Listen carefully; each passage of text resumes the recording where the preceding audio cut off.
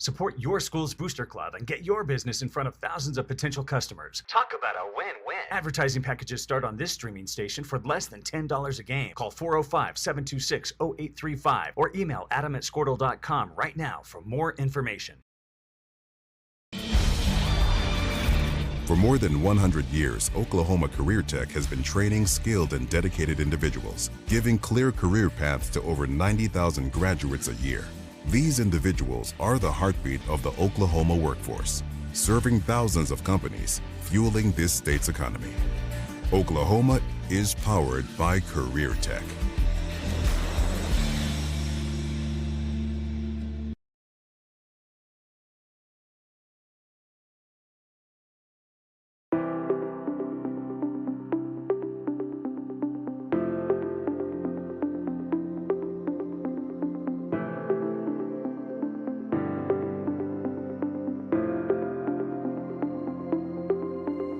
Is it time for your school or business to purchase a new phone system? Give the experts at Versatile Networks a call. In most cases, we can provide a phone system with brand new phones for less than your current monthly bill. Call us for a free quote today.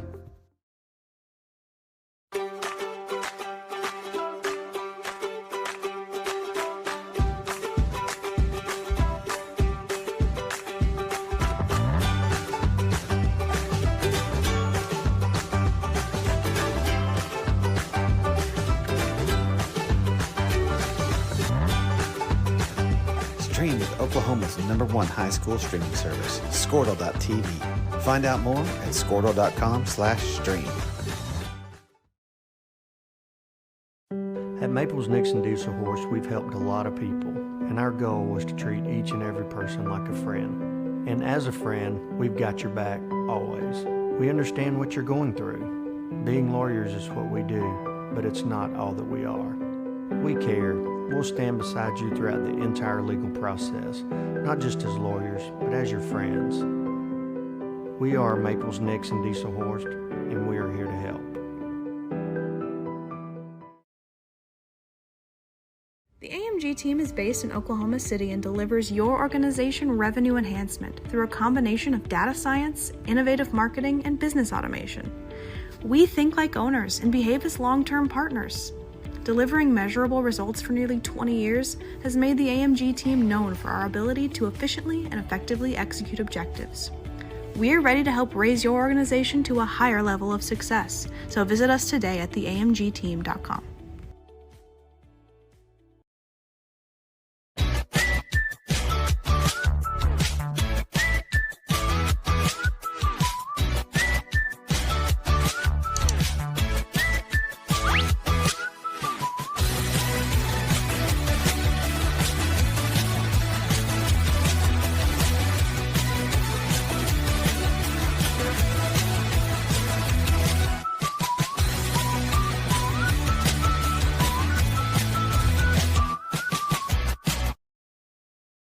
Dr. Matt Dieselhorst at Dieselhorst Sports and Orthopedics can help you get game day ready. Dr. Dieselhorst works with athletes of all ages, taking a coordinated approach to accelerate return to play and maximize athletic performance. His work with pros in sports training, injury prevention, bracing, functional rehabilitation, and imaging works seamlessly with his medical and surgical expertise. Get started by going to Dieselhorst Sports and Orthopedics. Let Dr. Matt Dieselhorst get you back on the field, backing all Oklahoma athletes on the field and off. Support your school's booster club and get your business in front of thousands of potential customers. Talk about a win-win. Advertising packages start on this streaming station for less than $10 a game. Call 405-726-0835 or email adam@squirtle.com right now for more information. For more than 100 years, Oklahoma Career Tech has been training skilled and dedicated individuals, giving clear career paths to over 90,000 graduates a year. These individuals are the heartbeat of the Oklahoma workforce, serving thousands of companies, fueling this state's economy. Oklahoma is powered by Career Tech.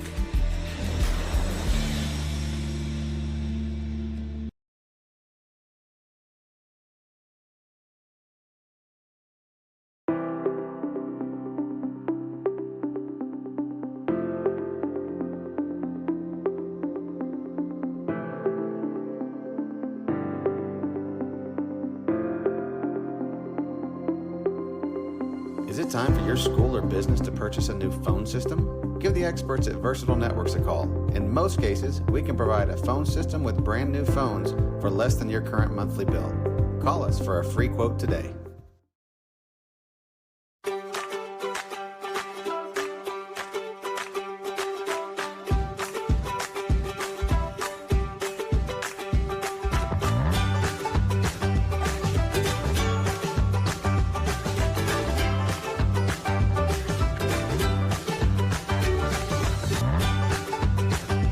Stream with Oklahoma's #1 high school streaming service, Squirtle.tv. Find out more at squirtle.com/stream. At Maples Nixon Diesel Horse, we've helped a lot of people, and our goal was to treat each and every person like a friend. And as a friend, we've got your back always. We understand what you're going through. Being lawyers is what we do, but it's not all that we are. We care. We'll stand beside you throughout the entire legal process, not just as lawyers, but as your friends. We are Maples Nixon Diesel Horse, and we are here to help.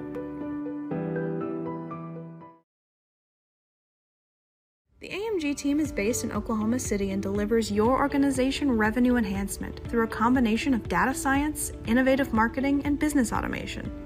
We think like owners and behave as long-term partners. Delivering measurable results for nearly 20 years has made the AMG team known for our ability to efficiently and effectively execute objectives.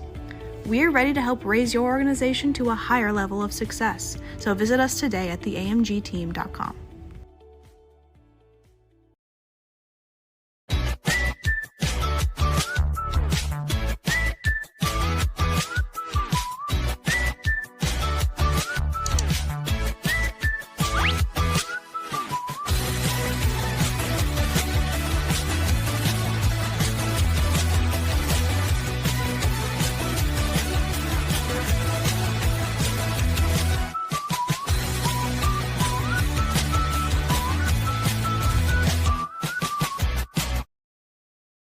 Dr. Matt Dieselhorst at Dieselhorst Sports and Orthopedics can help you get game day ready. Dr. Dieselhorst works with athletes of all ages, taking a coordinated approach to accelerate return to play and maximize athletic performance. His work with pros in sports training, injury prevention, bracing, functional rehabilitation, and imaging works seamlessly with his medical and surgical expertise. Get started by going to Dieselhorst Sports and Orthopedics. Let Dr. Matt Dieselhorst get you back on the field, backing all Oklahoma athletes on the field and off.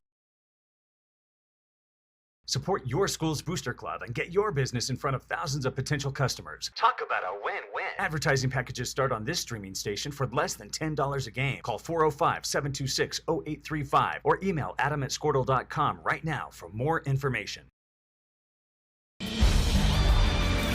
For more than 100 years, Oklahoma Career Tech has been training skilled and dedicated individuals, giving clear career paths to over 90,000 graduates a year. These individuals are the heartbeat of the Oklahoma workforce, serving thousands of companies, fueling this state's economy. Oklahoma is powered by Career Tech.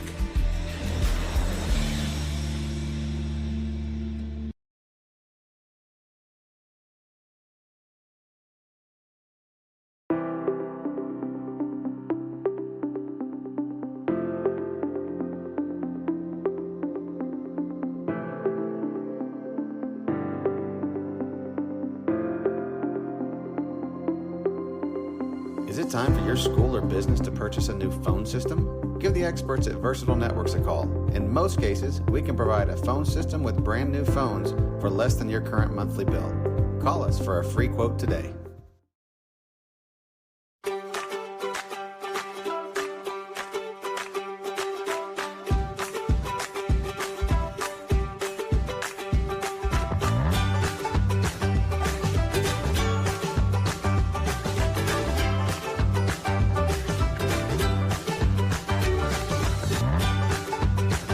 Stream with Oklahoma's #1 high school streaming service, Squirtle.tv.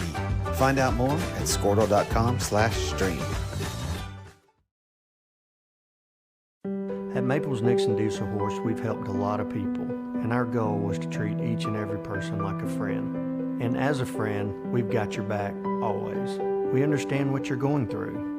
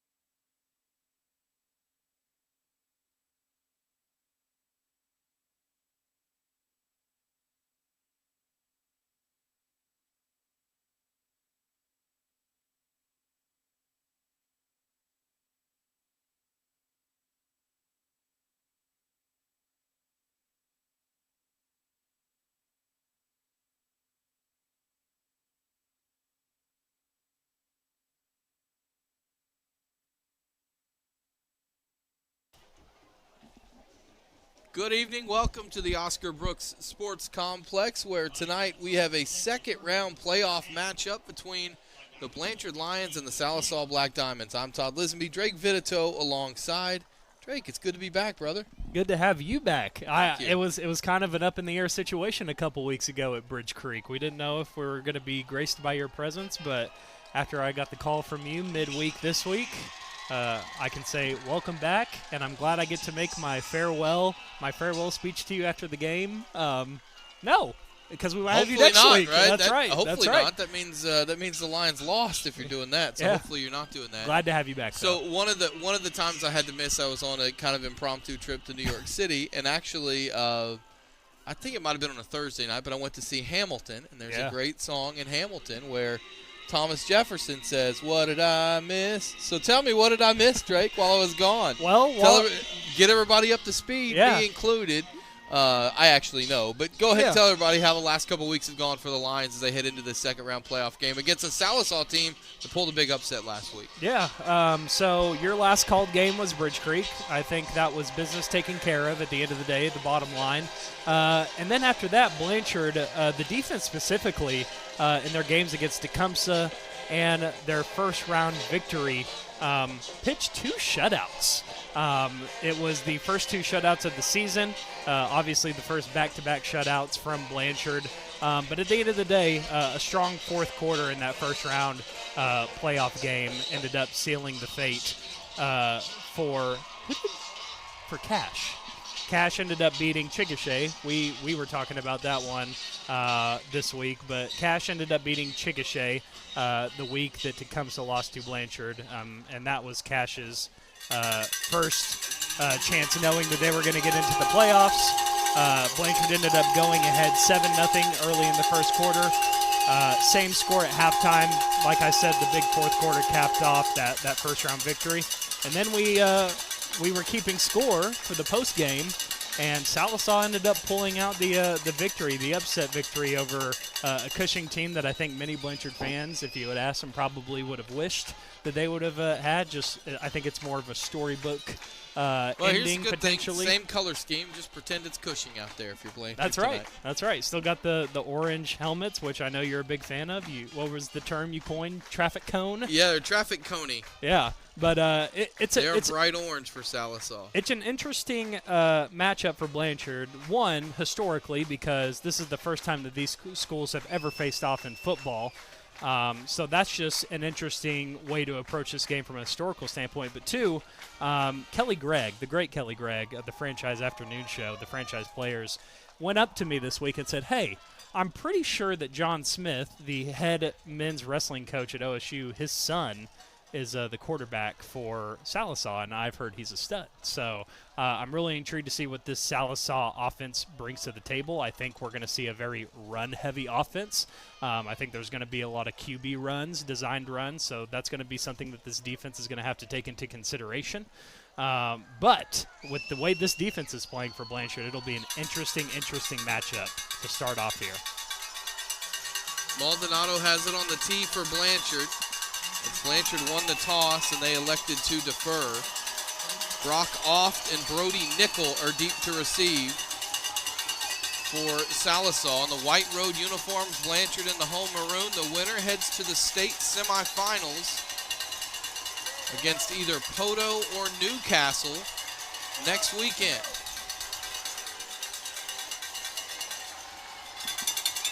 Waiting for the ready from our white hat, and there it is. And round 2 of the playoffs is underway as Maldonado lofts one right side that goes through the legs of Oft. He picks it up and runs backwards at the 18 and gets out to the 19-yard line. He fights his way forward to about the 22-yard line. That was Braxton Rinkin on the tackle.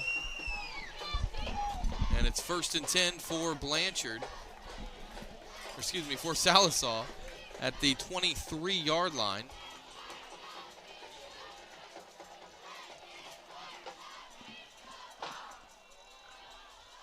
As we will see Brock Struan, the quarterback, 6'1", 205 senior for Sallisaw.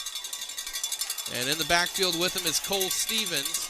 And on first down, Struan fakes the handoff to Stevens, goes left. He tries to get around the outside, and he's tackled on the edge as coming up to make the play that time was Gage Ellison for the Lions, a gain of just 2 up to the 25. And it makes it 2nd down and 8 now as Ellison gets the Lions off to a good start defensively. Gage Ellison has been everywhere the past couple of games for the Lions. He's been able to get in the backfield consistently, looking for some very, very determined play out of him early here. Struan takes the shotgun snap, steps up. He's going to run with it. He's got the first down at the 30, outside at the 35, lowers his head, gets out across the 40, and he's piled into the Sallisaw bench at about the 44 as the linesman on the far side goes down in a heap as well. It'll be first down for the Black Diamonds. Coach Craig talked about this ad nauseum on the coaches show. They haven't really faced a team this year where the QB as a run threat is such a big option for the offense. So this is just something that if you put a spy back there, if you just have someone accounting for the QB at all times, it's something that's new, but we'll see if they can adjust to it here early. Empty backfield from the 44. Struan sends Stevens in motion. It's a high snap, and there's a flag down for a false start on Sallisaw before the snap, and this will march the Black Diamonds back 5 yards. One thing that this defense has been able to do consistently all throughout this season, talking about the Blanchard defense, is taking advantage of penalties that the opposing offense gives them. So we'll see if they can take advantage of another penalty right here. 1st and 15, Sallisaw from their own 39. Struan in the gun, Stevens in motion. It's a handoff to Stevens. The ball's loose. It's on the ground. It's still on the ground. It's still loose, and I think Struan got it back. He did at about the 29-yard line. That's going to be a loss of 10.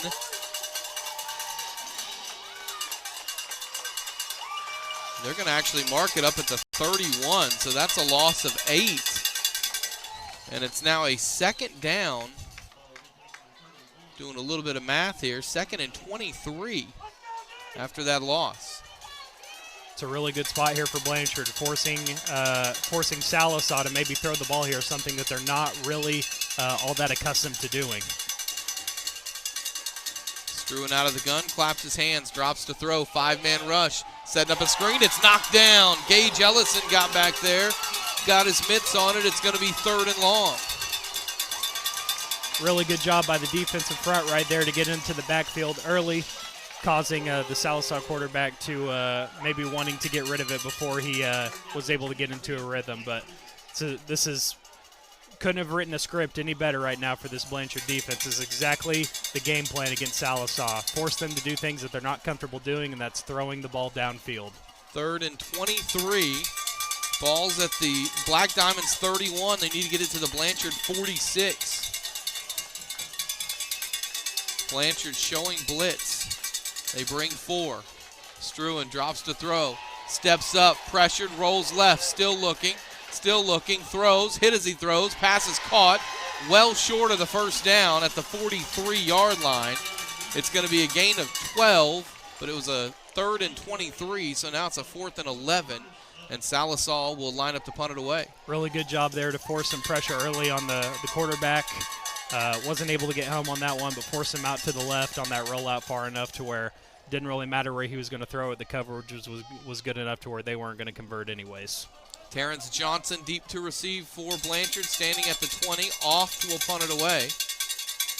Oft with a low sidewinding kick that bounces right into Johnson's chest at the 25. He turns it up, he gets to the 30, and he's hit hard at the 31-yard line. Good tackle by Colton Riggs on special teams because Johnson caught that with a little burst of speed behind him. It's a return of 6 yards. First down for Blanchard from their own 32 is where it's marked. All right, pretty intriguing first drive here for the Blanchard offense. They were able to score on the first drive of last week's game. We'll see if they can catch some fire here early in the first. Cooksey on first down has 4 receivers, 2 each side. Mikhail Howe to his right. In the backfield, now switches to the left.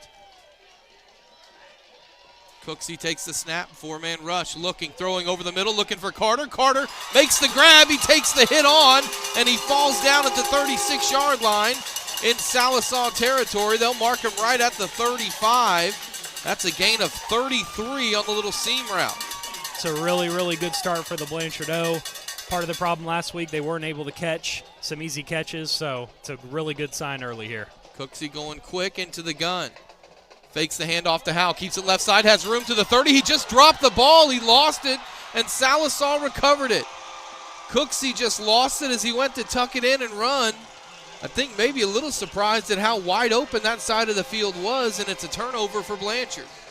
It's tough. It's a very similar situation that we've seen Blanchard offense in the past couple of games. They've been able to drive lengths of the field, and then they get, inside that 30, and then for whatever reason they just can't put 2 and 2 together where it'd be turning the ball over, making the easy play.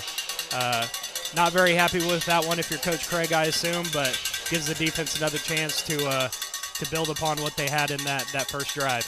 Justin Lindsay, the big fullback, running on late. It's an I formation.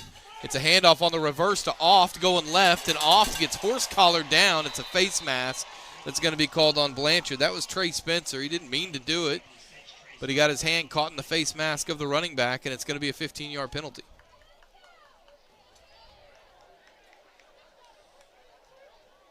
Spencer saw Oft flying by and just reached his hand out, and that was right at arm level for him for the shorter Off. Tough situation, obviously. Shake it off. One play mentality here. Next play mentality, honestly. But going to move the ball out to the 43. It's 1st and 10 for Sallisaw. From their own 43 with 9:01 to go in a scoreless game first quarter. Just don't compound mistakes here. Lindsay at fullback, Stevens at tailback. As Stevens gets a handoff off tackle right. He's bunched up. He bounces back left. He's hit. He gets across the 45 and out to the 48-yard line. Cade Saunders makes the tackle, but not before Stevens on a little bounce-back run gains 4 yards.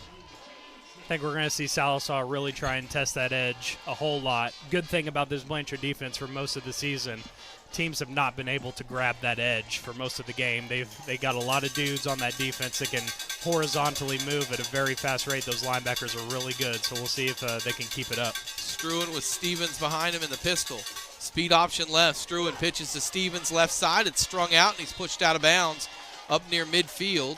They'll get him out at the 49, so it's a gain of 2, and it sets up a 3rd down and 4 for the Black Diamonds, a yard short of midfield. It's a really, really interesting spot here. I have to assume Sallisaw is thinking 2 plays here at midfield, but I guess it more depends on how they do in this 3rd down.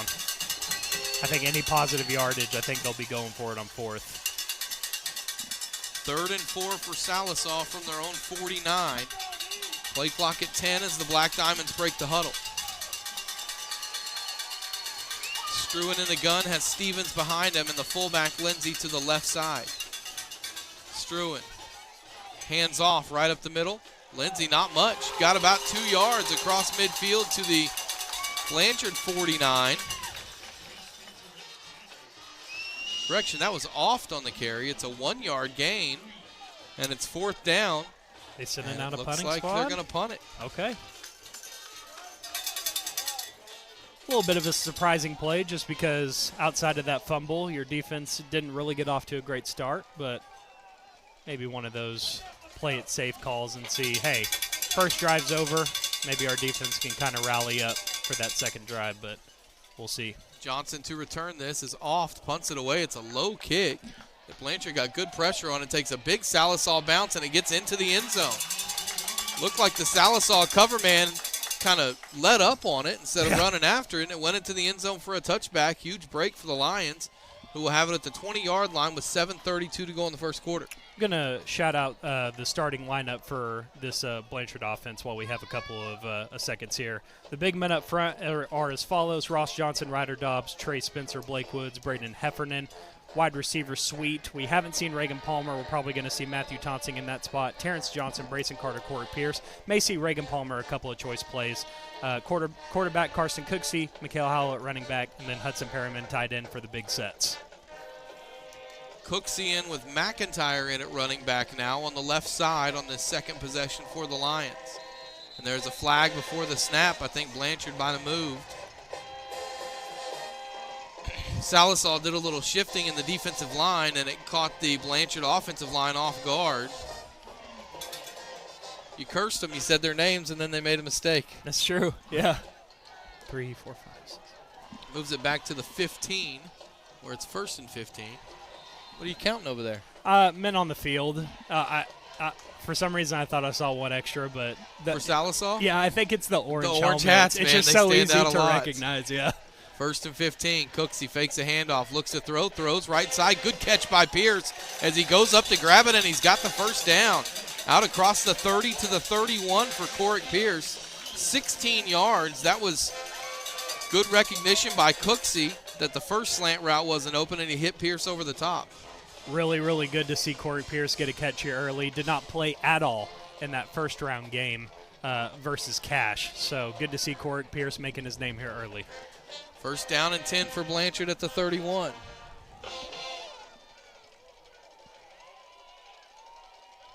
Cooksey, hands off. This is McIntyre running left at the 35, cuts back at the 40. He's at the 45, gets a block at the 50. Down to the 40, sideline, 35, 30, makes another man miss, turns back in, inside the 25 to the 22. Put it on a highlight reel for McIntyre, a big run. 47 yards, 46 yards. They mark him down at the 23. Was that Reagan Palmer with the big block on 2 guys out there was, on the corner? yeah. It's good to see him out there. We saw him make 2 big catches in the game last week, but he's out here blocking 2 guys this week. So it's good to see Reagan. That was a great block and great extra individual effort there by Vaughn. 46-yard run, 1st and 10 at the 23. Howell back in, big hole up the middle to the 20, to the 10, down to the 9-yard line for Mikhail Howell. McIntyre will check back in after that 14-yard run. It's 1st and goal, Blanchard at the 9. That running back tandem and Howell and McIntyre has been gashing defenses as of late for the past 3 or 4 weeks, it feels like. They've really found their rhythm here, and it couldn't have been at a better time in these playoffs. Cooksey with McIntyre to his right. 1st down. Fake handoff, Cooksey rolling right, throws it in the flat to Carter. Carter makes a man miss at the 10, gets away to the 5 and down to about the 4-yard line. Brayson Carter turned what would have been a loss of 1 into a gain of 5, and it's 2nd and goal at the 4. All right, this is so important right here for the Lions. Coach Craig emphasized this on the Coaches Show Tuesday. This is where the Lions have been lacking the past couple of weeks, has been scoring inside their own red zone, whether it be penalties or just getting in their own way. Got to find a way to punch it in here for 6. 2nd and goal from the 4. Hudson Perryman into the game. That fullback position behind the tackle on the left side. McIntyre to the left of Cooksey. It's a fake handoff. Cooksey throws left side. Pass incomplete. Well read by Sallisaw. Looking for Palmer out there, and good coverage by Max Stump, who had the better chance to catch it for the Black Diamonds. Yeah, that was really good coverage. Maybe a little bit of a force there from Cooksey, but I think that was more of a design play more than anything. You like the matchup that Reagan can draw with his size, but give credit to the Sallisaw defender there. He just had really good coverage. Couple of big plays here. 3rd and goal at the 4 for Blanchard. 5:53 to go first quarter. Same formation with Perryman behind the tackle left as Cooksey takes the snap, hands to McIntyre on a busted play up the middle, and McIntyre gets to the 2. The snap was high. It threw off the rhythm of the handoff, and it was awkward looking, and it was only a gain of 2 yards. It'll be 4th and goal. I wouldn't be shocked if Blanchard goes for the run again. You see Hudson Perryman out there. Not uncommon for him to just do a big jumbo set, put the runner behind him, or maybe act him as a decoy, go up the middle. We've seen that before as well. Cooksey, quarterback run to the right. Cooksey trying to get the pylon. He lowers his head, and he gets in. Got a good block on the edge from McIntyre, and Carson Cooksey scores the touchdown for Blanchard. It's 6-0 Lions with 5:17 to go in the first. Got to give a big shout-out on that entire drive to the big boys up front. Ross Johnson, Ryder Dobbs, Blake Woods, Braden Heffernan, Trey Spencer. They created some big holes for the Lions to go through and gash down the field with those running backs. Tipped it off with a great play and got Carson Cooksey in the past the pylon for 6. Matt Campbell on for the extra point. Snap is back. It's high. The hold is good, though, and Campbell with a perfect extra point. Maybe they need every snap to be high if he's going to kick them like that. 7-0 Blanchard with the lead. 5:17 to go first quarter. This is Blanchard Lions football. Support your school's booster club and get your business in front of thousands of potential customers. Talk about a win-win. Advertising packages start on this streaming station for less than $10 a game. Call 405-726-0835 or email adam@squirtle.com right now for more information. For more than 100 years, Oklahoma Career Tech has been training skilled and dedicated individuals, giving clear career paths to over 90,000 graduates a year. These individuals are the heartbeat of the Oklahoma workforce, serving thousands of companies, fueling this state's economy. Oklahoma is powered by Career Tech.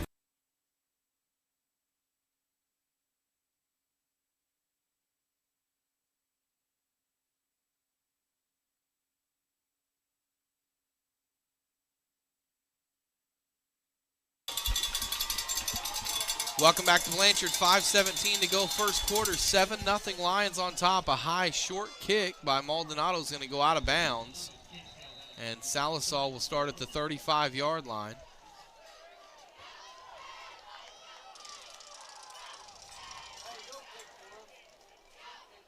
And it'll be first down for the Black Diamonds at the 35. 7-0 on the 2-yard touchdown run by Carson Cooksey on a 4th and goal. The only scoring in this game. Sallisaw's had it twice, punted twice. Blanchard was driving on the first drive of the game, and Cooksey fumbled it. And Sallisaw has chosen to make Blanchard re-kick instead of take the ball at the 35. I was just about to say, when Sallisaw's offense was running out there, it's very reminiscent of Tuttle. Run heavy, don't love to pass. I know the offense is completely different. But, sorry, the great Nate was showing me a score update, which we will give at halftime. Okay. Pretty interesting. You can give what we got now. Early onset. Newcastle Poto game. I think it might be going a little differently than what some people expected. So Campbell's going to kick off instead of Maldonado. And we've got a flag down this time. Boy. I think it's going to be offside on Blanchard. That's a false start on Blanchard. I added a special question in for Coach Craig this Tuesday on the Coaches Show. It was more of a do's and don'ts rather than a keys to the game, and one of his don'ts is special teams mistakes. Now Maldonado's going to come back out and do it.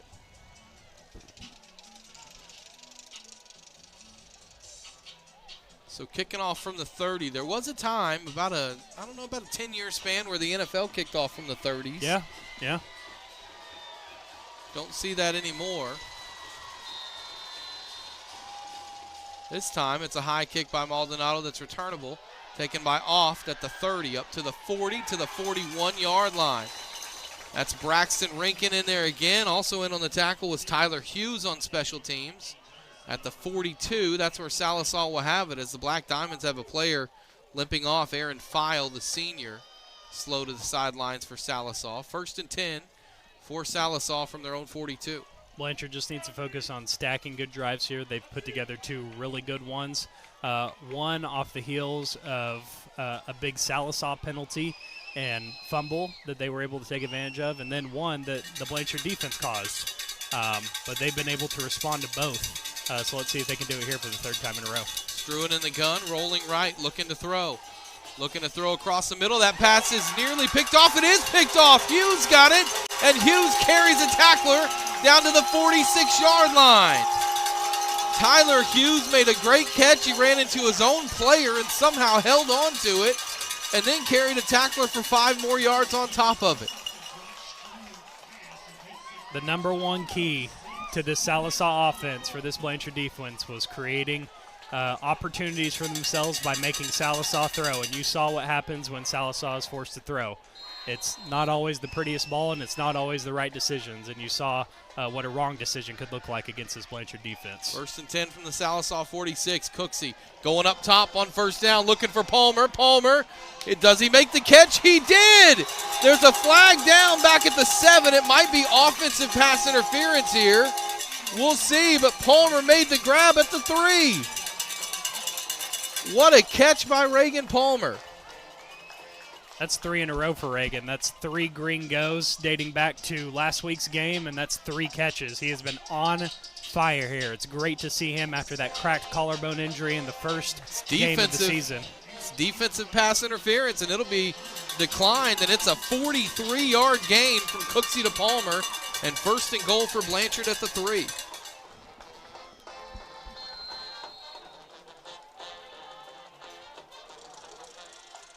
Cooksey sending Carter in motion, hands it up the middle to Howell. Howell with a little juke step to the right, and Blanchard is running away early. It's 13-0 on a 3-yard touchdown run from Mikhail Howell. 4:48 to go in the first quarter, and Blanchard scores again. The missing ingredient from this Blanchard offense has been those quick starts, being able to score multiple times in the first and second quarters. Look, well, Matt Campbell wasn't even ready to come out and kick yet. That's too fast for him, too. He just made about a 60-yard sprint to get there for the extra point.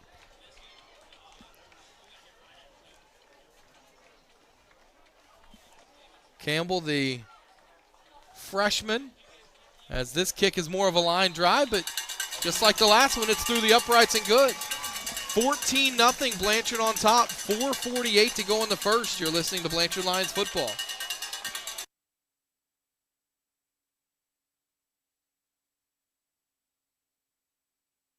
Support your school's booster club and get your business in front of thousands of potential customers. Talk about a win-win. Advertising packages start on this streaming station for less than $10 a game. Call 405-726-0835 or email adam@squirtle.com right now for more information.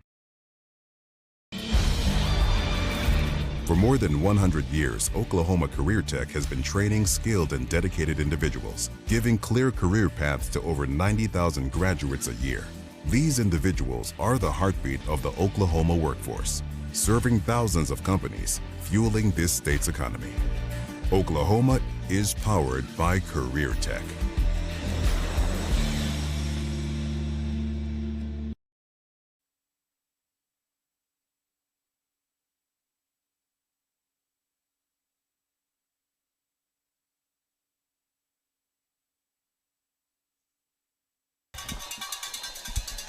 Welcome back as Maldonado kicks this one away again, and off will return it from the 20. Up the left hash to the 30 to the 35. Nice return. Out to the 39-yard line as Derek Depew in on the tackle for Blanchard. And Vaughn McIntyre in there as well on the tackle. 1st and 10 from the 39 for Sallisaw. Black Diamonds have moved the ball on a couple decent plays, but off of that interception, now trail by 2 scores, and we'll see if they try to stick to the ground game. There is a lot of time left, or if they start to panic here. Struan with 2 tight ends and 3 receivers. Sends off in motion. Hands it off to him. Running right, looking to bounce outside. Nowhere to go. He's taken down in the backfield as Cole Watkins slices through and gets him inside the 35, all the way back at the 32-yard line. They'll mark it at the 31. That's an 8-yard loss. Really good pursuit there from Cole Watkins to get the tackle in the backfield. Just want to shout out all the defensive starters before the next play. Reagan Palmer, Corey Pierce, Brayson Carter, Matthew Tonsing, your safeties and corners. Linebacker group, Gage Ellis and Braden Stacy, Ben Hefner, Tyler Hughes. Then the big boys up front, your defensive line unit, Blake Woods, Jake Carter, Ross Johnson. 2nd and 18 from the 31. Struan looking to throw. 4-man rush. Rolls left, steps into one, throws deep, pass tipped and incomplete. Good coverage by Rio Reynolds. In the game is the extra defensive back, and it's going to be 3rd and long. We've seen Rio Reynolds do some great things in replacement of Reagan Palmer. I think we're just saving Reagan for maybe a little bit of offense. Don't want to get too much contact if you can't help it. But Rio has done a tremendous job stepping into that corner role, and you saw it right there with that tipped pass. 3rd and 18 for Sallisaw from their own 31.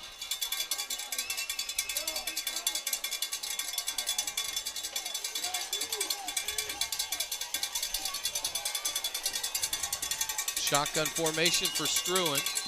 And the play clock's at 1, and Sallisaw wants a timeout. 3:49 to go first quarter. 14-0 Blanchard leads. This is Blanchard Lions football.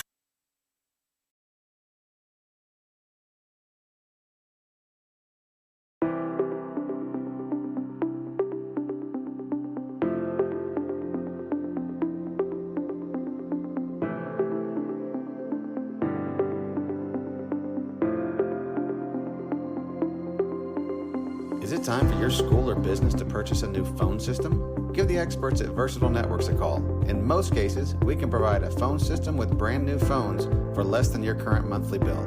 Call us for a free quote today.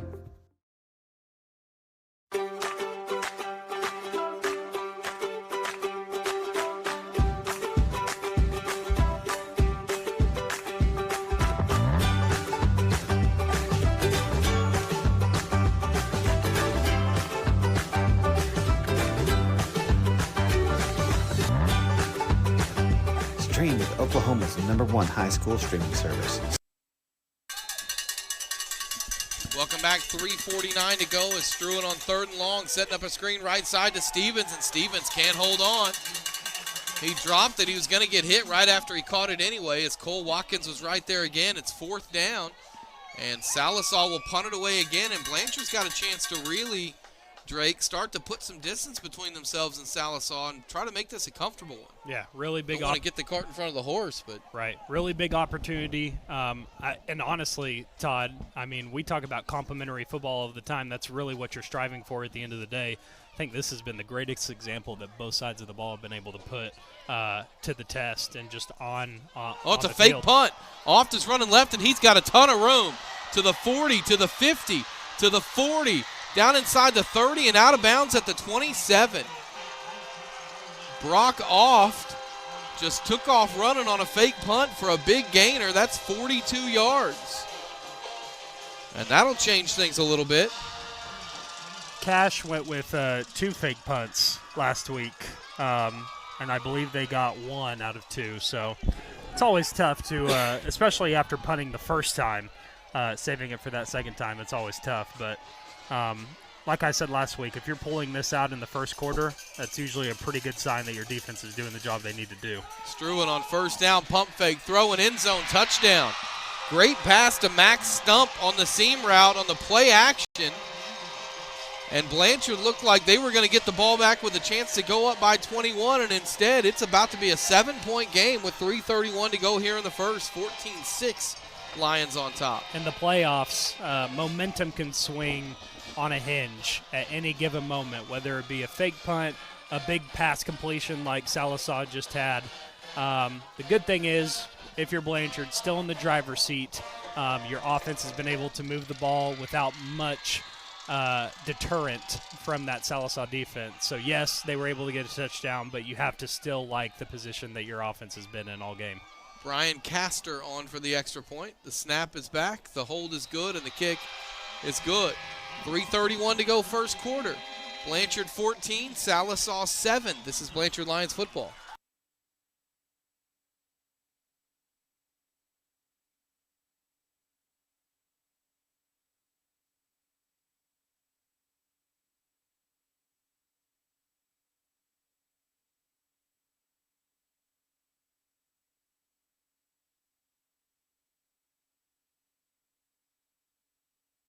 The AMG team is based in Oklahoma City and delivers your organization revenue enhancement through a combination of data science, innovative marketing, and business automation. We think like owners and behave as long-term partners. Delivering measurable results for nearly 20 years has made the AMG team known for our ability to efficiently and effectively execute objectives. We're ready to help raise your organization to a higher level of success, so visit us today at theamgteam.com.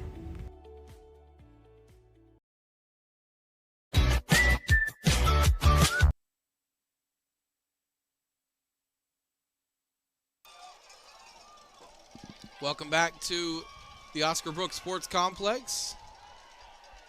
Touchdown pass from Brock Struan to Max Stump. 26 yards. And Sallisaw right back in this game with 3:31 to play. Blanchard on top 14-7. Castor will kick it away for Sallisaw.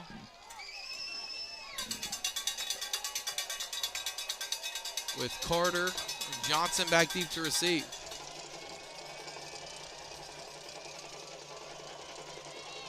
Castor, high, short kick. It's going to bounce over the head of Johnson and go back inside the 15. Johnson picks it up at the 8. He turns up to about the 10-yard line, and that's as far as he's going to get. Johnson made the fatal mistake. You can't let the ball bounce on a kickoff. You got to run up and catch it on the fly, and he did not. And it took a big bounce over his head. And it's 1st and 10 for Blanchard at their own 10-yard line. Easily the most important drive thus far for the Blanchard offense. The one positive, they've been able to get the ground game going here very early. I would not be surprised here if they test the waters again just to see if the Sallisaw defense can bring anything different to the table. Let's call it the 9-yard line, 1st and 10. Cooksey rolling to his right. Cooksey looking to throw, steps and just throws it into the Sallisaw bench. No one to get it to. He threw it away. It'll be 2nd and 10. Yeah, that was just good coverage there by Sallisaw. A little bit of a rollout scheme there to the right on the far side of your screen. It was just covered up. Both receivers that were going with Cooksey step by step. See Hudson Perriman in there as well.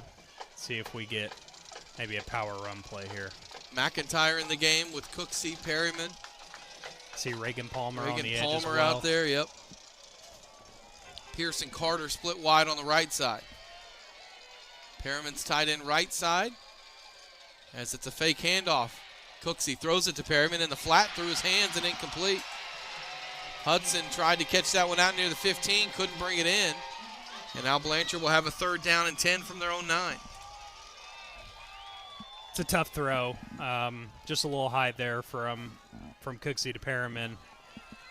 But got to give credit to Sallisaw. Even if Perriman would have made that catch, I think Sallisaw defender was right in his airspace. So 2 plays, both side to side. But let's see what we can dial up here with the trips left. 3rd and 10 from the 9. Cooksey underneath on the draw, hands it off. Carter going back to the right to the 15. Carter has the 1st down. Out across the 20 to the 21. It's a new little wrinkle. They faked the rollout left and handed it off to Carter underneath for 12 yards. It's a good time to pull that out on a 3rd and 10. That was a pretty nice play, not gonna lie. Had the whole stadium looking a different way when Carter got the ball handed off. I haven't seen that play this year, so when they handed off, my first thought was, who did he hand it off to? Yeah, Coach Craig even mentioned it during the broadcast on Tuesday. He said, just expect teams to pull out stuff you've never seen before, and I bet that was one of the plays that he was referencing. 1st and 10, Cooksey hands it off right up the middle to McIntyre, who runs out across the 25 to the 26 for a 5-yard gain. It'll be 2nd down and 5. I think this is Chase Holman, Colton Riggs in on the tackle. This is a little bit more of a favorable field position to maybe get the run game going here. Maybe you don't start it all the way back there because maybe the defense is expecting it, but now is a very, very easy spot to get it going. 2nd and 5 at the 26. Cooksey hands it off again to McIntyre, and McIntyre this time is hit for no gain. That's Holman coming in to make the play again. It'll be a 3rd down and 5. They'll give him a yard, actually, up to the 27, so it'll be a 3rd and 4. Still haven't seen, the bread and butter of what we're used to seeing from that short intermediate passing game, maybe some pass in the flats to maybe a Carter or a Corick to see if you can get something going, but maybe that's something they're saving in their pocket as well. Scoreboard officially shows it 3rd and 5. It's 3rd and about 4.5 as Cooksey pumps. Now throws left side for Palmer. Palmer over his shoulder, can't haul it in. Off his hands and incomplete, and Blanchard's going to have to punt it away. Man, that was a really good throw by Cooksey. That was just a missed opportunity there from Palmer. I mean, that ball was placed at about the 42, right on the corner, but just a tough break there for Reagan. Really good pass there from Cooksey, though. 4th and 5 from the 26. I don't think that's pooch punt distance. They've got 12 men on the field. Sallisaw does.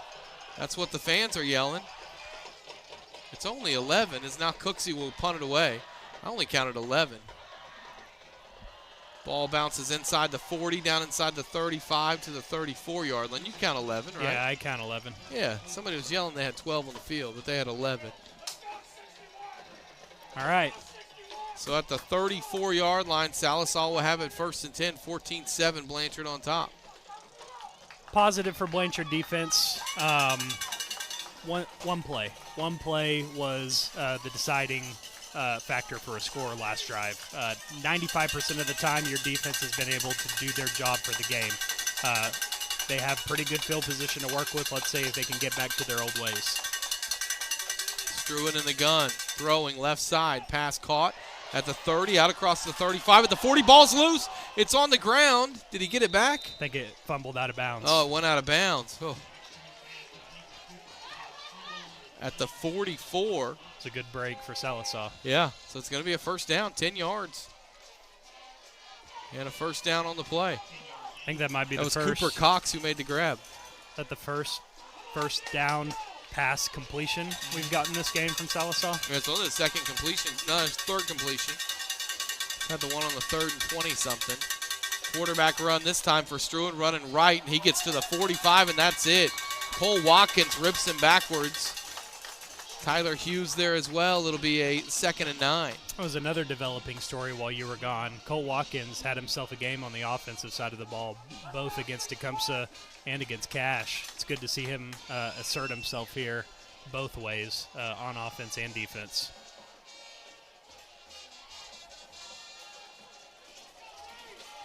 Second down and 9 from the 45 for Sallisaw. Under a minute to go here in this first quarter. It's been a long first quarter.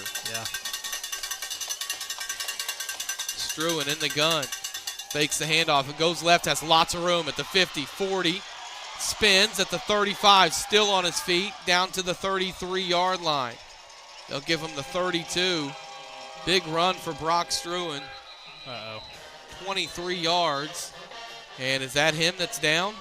I think it is. That's Strewin who's down. I think he was holding his knee. Yeah, he's holding his right leg. That's not good. Your mind automatically goes to maybe an ACL. I know it doesn't help when it's cold and you play on a turf He's field. He's going to hop up, it looks like. Yeah.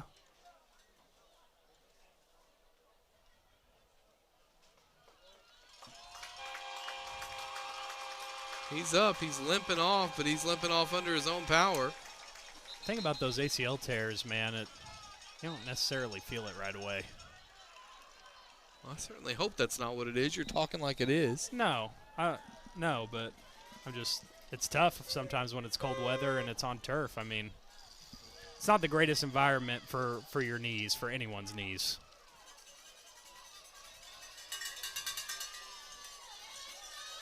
He's got to come out for one play at least, as this is Jackson Harris, a junior in at quarterback now.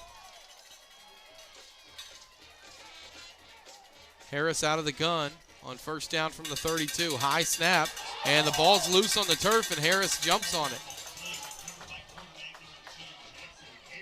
Cole Stevens couldn't take the handoff, and that's how the first quarter is going to end. 1 quarter in the books.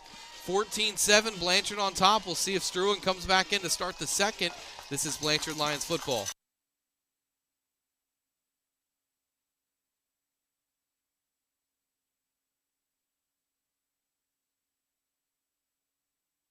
Support your school's booster club and get your business in front of thousands of potential customers. Talk about a win-win. Advertising packages start on this streaming station for less than $10 a game. Call 405-726-0835 or email adam@squirtle.com right now for more information.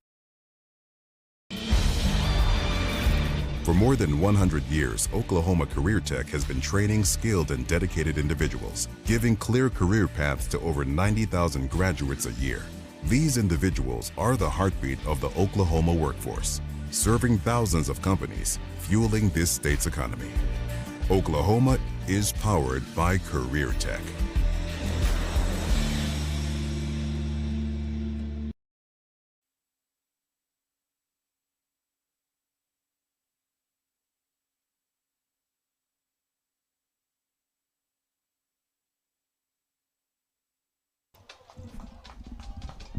Welcome back to the Oscar Brooks Sports Complex.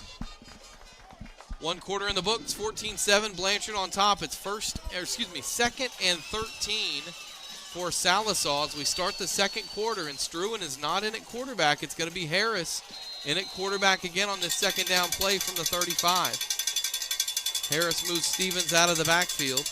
Jackson Harris, quarterback run, running left, and he gets about a yard, maybe 2, up to the 33. And it'll be third down, and now Struan's going to come back in. I think a lot of the success that the Blanchard defense has had the past couple of weeks has really been, it starts obviously up front. I think the defensive push the past couple of weeks has been really good. They've been able to get into the backfield, plug any sort of run game that anyone's had. But just give major props to them tonight. They've been doing their job throughout. 3rd and 11 at the Blanchard 33. Struan to throw. Pressured, throws right side, has a man. It's caught at the 24-yard line, 25 out of bounds. It's going to be short of the first down as the grab's made by Max Stump, but it's going to be a 4th down and 3 at the 25. Now here's the thing, Sallisaw's coach at the numbers. Struan may be able to play, but can he be as effective running the ball as he was earlier? That's going to be the big question. Is that a leg brace on the left? Did he have that on before? He had that on earlier. Okay. Just one leg with like the tights on it. Yeah. 4th down and 3 at the 25. Got to watch the ball in the hard count here as now Struan goes up to talk to his offensive lineman. Stevens to his right. Struan hands it off to Stevens, running left. Stevens hit at the 25. He's fighting. He's still fighting. He is not going to get it. He's tackled right at the 25 by about 4 different Lions, and we got pushing and shoving after the play. As the teams are pushing and fighting, there's a bunch of flags coming in.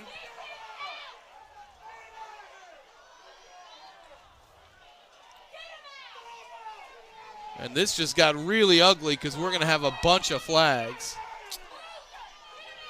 It's a tough situation for us up here just because the initial onset was just a pile on. You couldn't really tell what happened in between.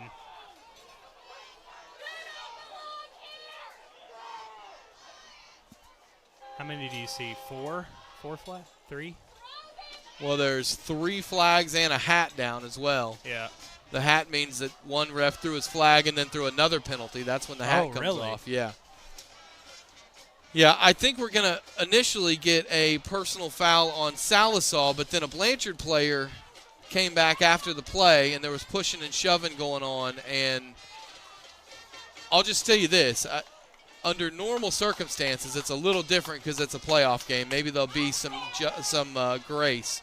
But under normal circumstances, I would not be surprised to see a couple players ejected here, which is huge because if Blanchard, let's say, gets a player ejected, they're out for 2 games as well. That's a 2-game. That's a 2-game? Yeah, that's a 2-game suspension. That means your season is done.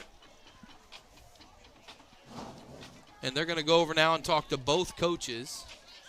The referee first going to the far side to talk to Brandon Tyler, the coach from Sallisaw. Just trying to think about what could have happened. Would it have to have been a jawing after the play? Well, it looked like Terrence Johnson made the tackle, and he was down at the bottom of the pile. And I think the Sallisaw player either thought he was hanging on too long or he was not letting go of the man he had tackled. And he came after Terrence Johnson, and I think might have delivered a shot to his nether regions. I see.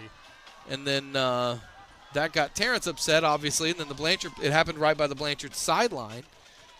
So, the Blanchard coaches got out there about as quick as they could, but it just happened right by the bench. Right. So, and it happened right also as the offense was coming out on the field. You know what I mean? Yeah, I'm trying to read the impressions of the coaching staff for Blanchard, and it doesn't seem anyone's too, animated.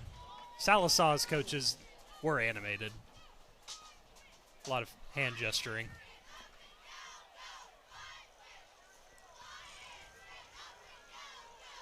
Let's see. I'm trying to get in the binoculars here and see if I can. Just from the machinations of the Blanchard coaching staff, it doesn't. So All of it offsets? Yep, they're going to say all of it offsets. And my guess is they probably had conversations with both coaches and said, hey, if it happens again, we're throwing people out, Yeah. Let your players know. That's generally in a playoff game how I think it should be handled. Yeah, I think that was a great call there by the refs. So after all said and done, 10:29 to go first half. 1st and 10 Blanchard from their own 25-yard line after Sallisaw turns it over on downs.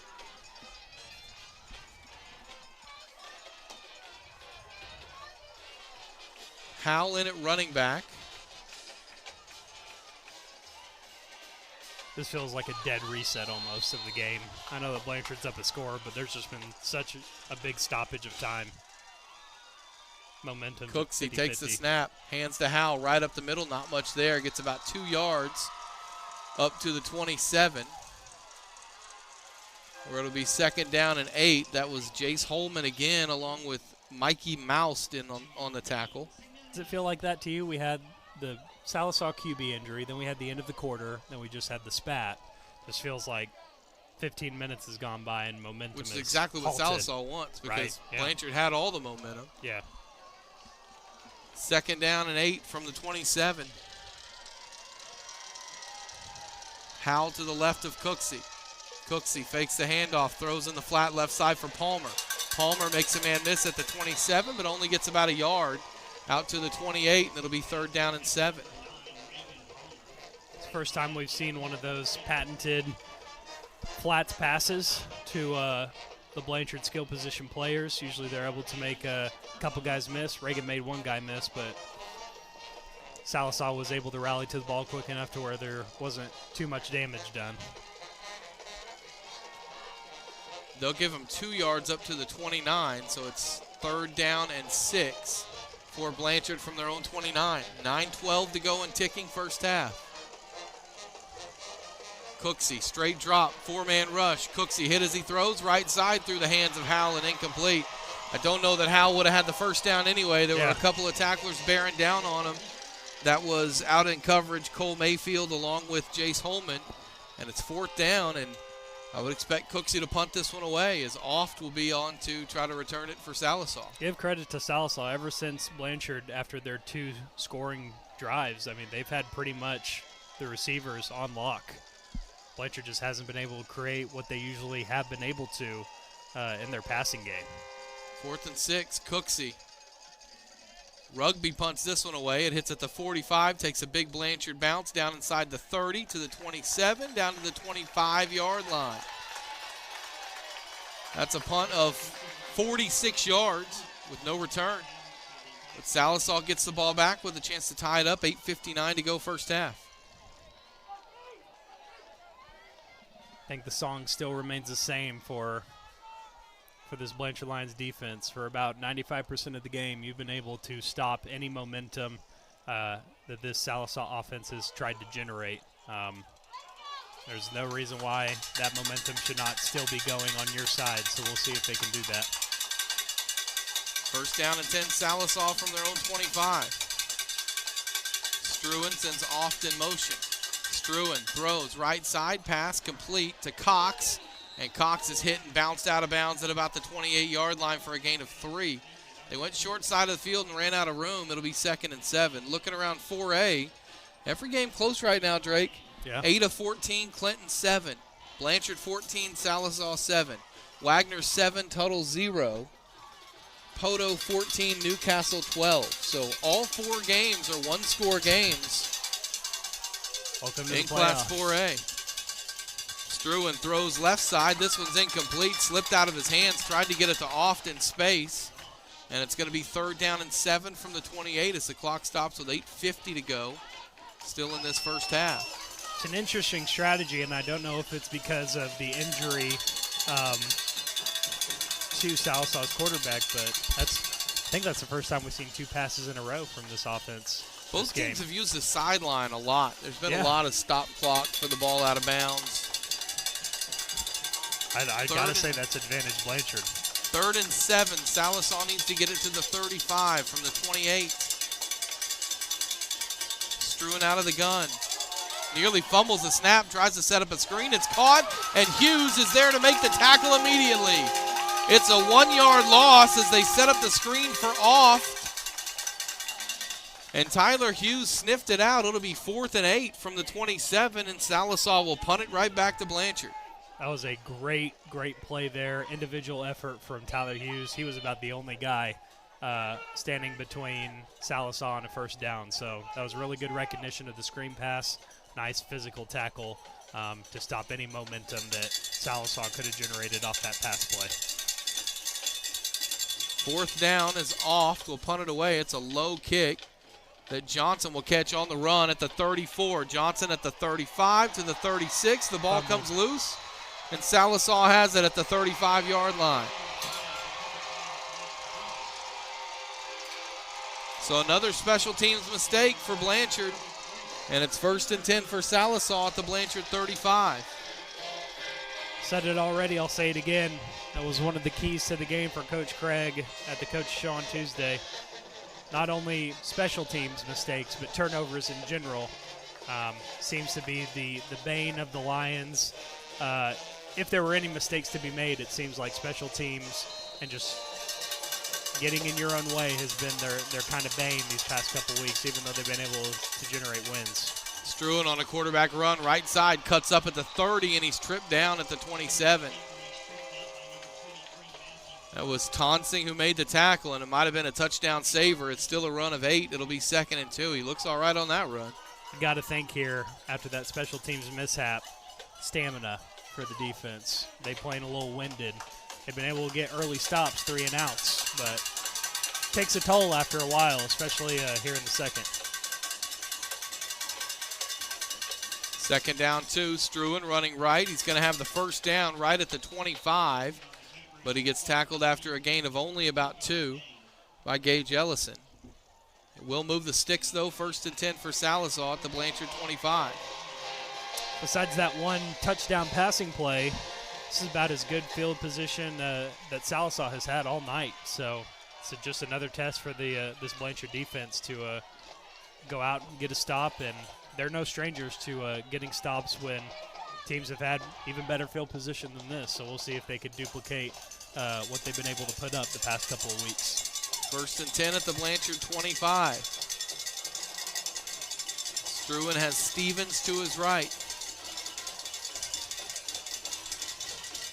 Struan rolling right, throwing right, pass is incomplete. Tried to get it downfield to Cooper Cox. Well covered. The pass was way out of bounds. It'll be 2nd down. Yeah, you got to think just with the injury that Struan not running the ball as much as the first, or at least before the injury, you have to feel like there may be something there that's making, that's forcing them to throw. Obviously, that'd be an advantage Blanchard, but you still got to be careful. They've been able to complete some big passes this game. 2nd down 10 from the Blanchard 25. Struan out of the gun. Fakes the handoff, right side, cuts up at the 25, hit hard at the 22, and spun down after a gain of 3. I think that was Corrick that came from the safety position. position. It was Corrick Pierce, yep. Yeah, really good. I was talking to him a couple weeks ago on the coach's show. I said, seems like the biggest difference from last year to this year in terms of safety play is we're not really calling your name a whole lot. And that's usually a good sign, but that was a really good recognition there from Corrick to come up and make that tackle. 3rd down and 7 from the Blanchard 22. Play clock still has plenty of time on it. 11 as Struan drops back into the gun, and now Sallisaw will use a timeout. 6:07 to go in the first half. 14-7 Blanchard leads. This is Blanchard Lions football.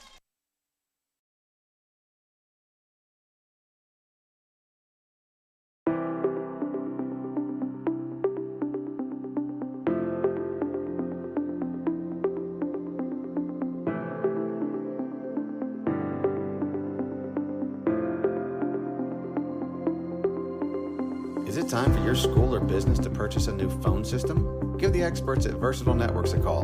In most cases, we can provide a phone system with brand new phones for less than your current monthly bill. Call us for a free quote today.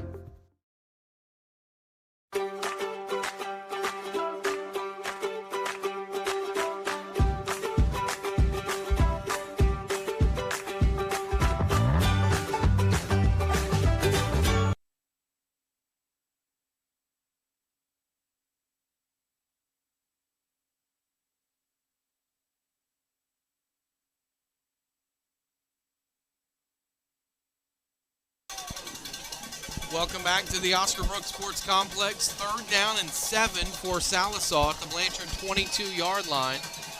With 6:07 to go in the first half, Blanchard up 14-7. Todd Lisby along with Drake Vitito, the great Nate with us in the booth tonight as well. Struan drops to throw, hit as he throws left side, incomplete. Covered well by Carter. The intended receiver was Brody Nickel. And it's going to be a 4th down and 7 now. I think it's safe to assume that Sallisaw does not have a kicking unit. It'd be a 39-yard field goal. You don't see many of those attempted in 4A. Was there one that far attempted at Newcastle? Yeah. Yeah? I think that'd be about it. The only, I don't know. 4th down and 7 at the 22. Tuttle had one, I think. Struan's got to get it to the 15 here. Struan drops the throw, right side, fade route, end zone, touchdown. Pass was caught, and we've got a flag down after the play as well. Going to be on Blanchard, as Cooper Cox made the grab, and we're an extra point away from having a tie game here. Tonsing tried to get him down after the fact. It's an interesting flag. I thought the tackle happened, maybe it did happen after the catch, but a little separation caused by the Sallisaw wide receiver there. Just enough to get past Tonsing for 6. Oh, how the turntables. Wait for the call from our referee.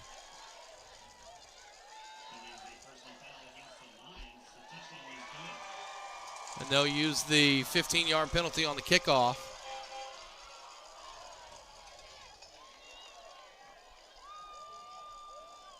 So extra point attempt for Castor to try to tie us up at 14.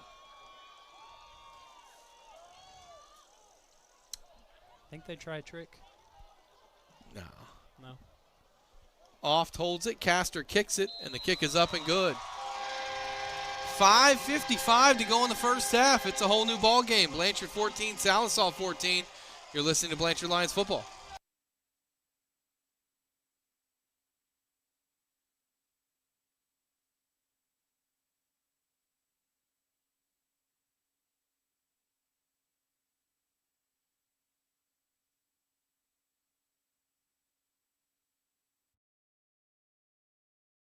At Maples Nixon Diesel Horse, we've helped a lot of people, and our goal was to treat each and every person like a friend. And as a friend, we've got your back always. We understand what you're going through. Being lawyers is what we do, but it's not all that we are. We care. We'll stand beside you throughout the entire legal process, not just as lawyers, but as your friends.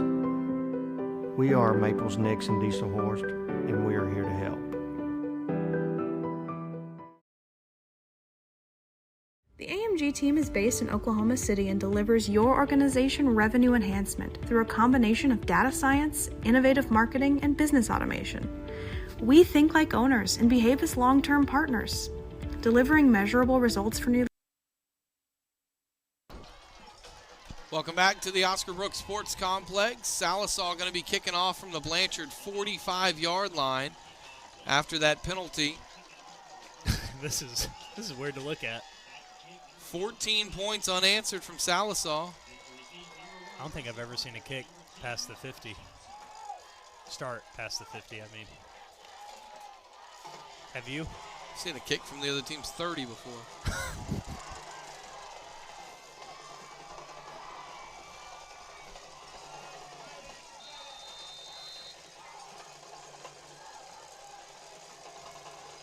Castor will kick it away.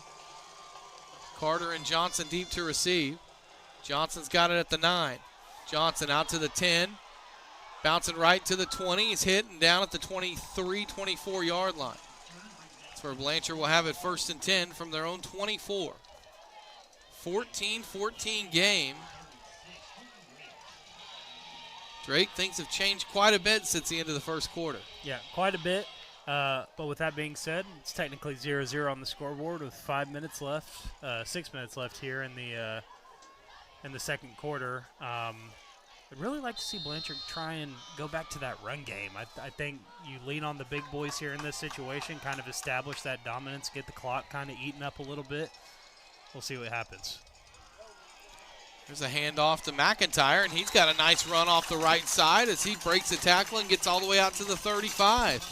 That's an 11-yard run and a first down.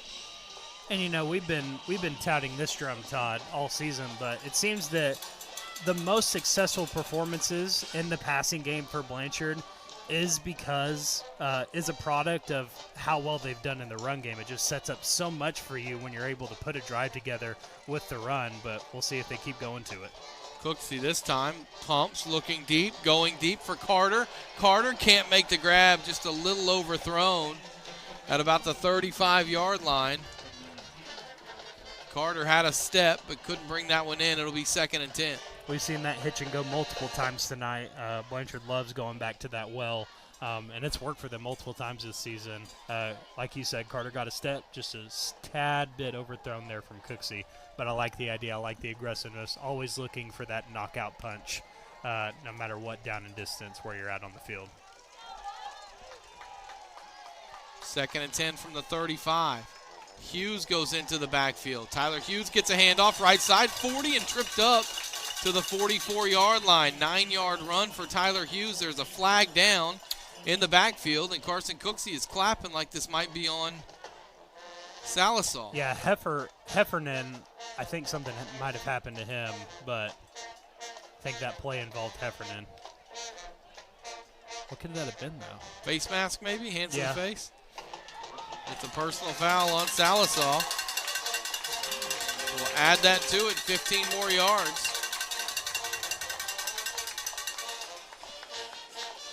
And that's going to move the ball to the 41-yard line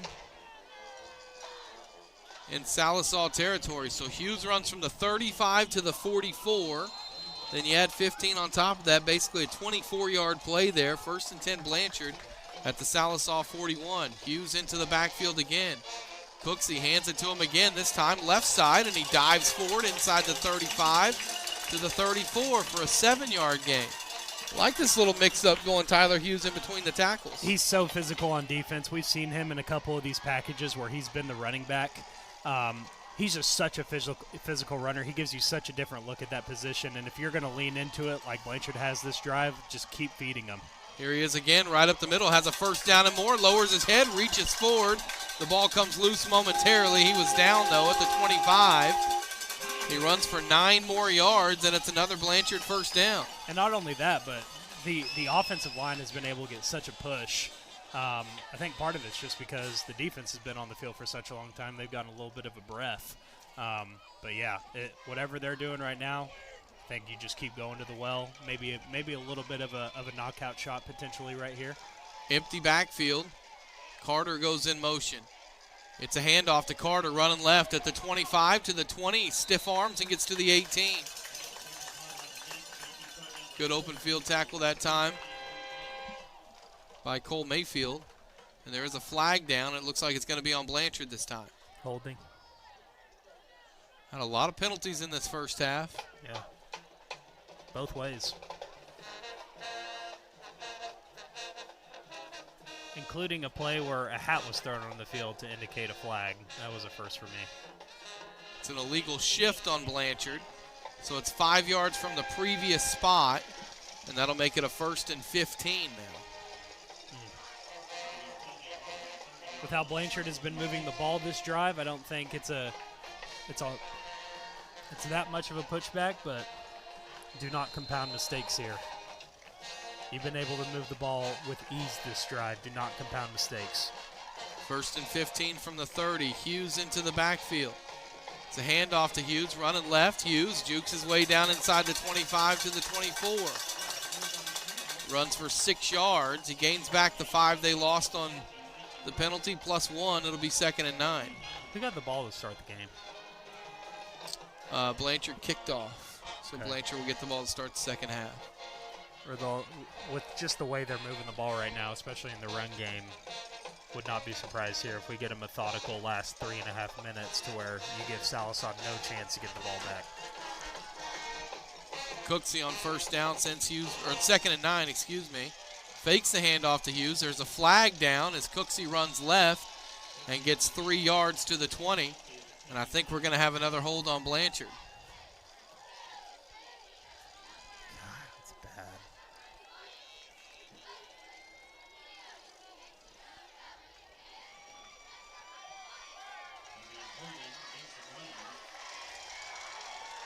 It's tough. We've seen So that's this. going to move the ball back to the 33 now, where it's going to be 2nd and 18.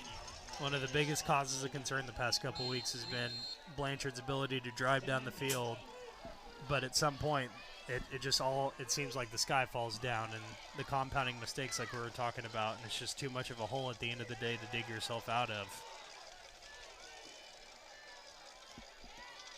8 on the play clock. Blanchard's got to hurry here on 2nd and 18, and they're going to use a timeout. We'll take it with them. 3:06 to go first half. Tie game, 14 apiece. This is Blanchard Lions football.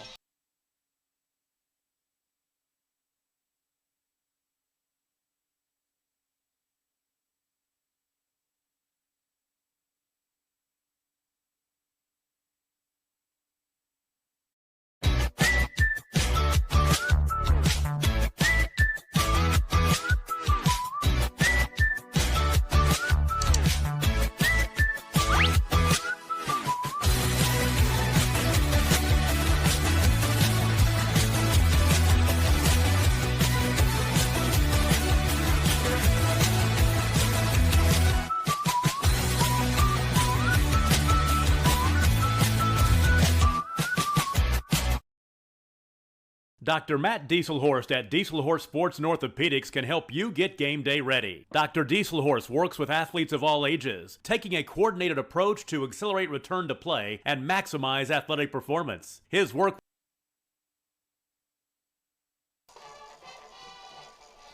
Welcome back with 3:06 to go in the first half. Blanchard with a 2nd down and 18 from the Sallisaw 33-yard line. Empty backfield for Cooksey, 5 receivers. Cooksey rolling right, looking, throwing, pass, caught by Carter at the 23, running to his left at the 20, cuts up at the 15 and all the way down to the 14. He's got the first down on a 19-yard gain. That's that passing game that we're used to seeing from this Blanchard unit. A lot of passes in the middle. You got a lot of guys that can create some havoc in space, and you saw it right there with Brayson Carter, the catch in space, and he was able to tack on a couple of extra yards after the catch. 1st and 10 at the 14 for Blanchard. Cooksey again, empty backfield, sends Hughes into the backfield.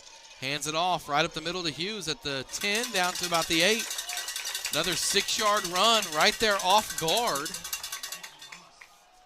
So really going basically from guard to guard with Hughes, left to right.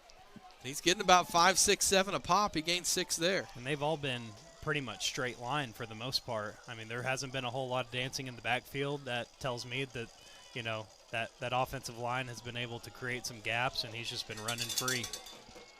2nd down and 4 at the 8. Cooksey with Hughes again in the backfield.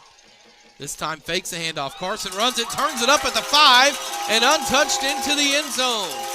Carson Cooksey's 2nd touchdown run of the game, Blanchard's 3rd touchdown run of the game, and the Lions are back up 20-14 with 1:57 to go in the first half. Might have been one of the best put together. Do we have a flag? The offense is staying out there. Is there a flag down? Where do you there see is. it at? I see it. It's right at the top of the box of the soccer lines, which are yellow. See it? Oh, is that a hold? I think so. I didn't see the flag.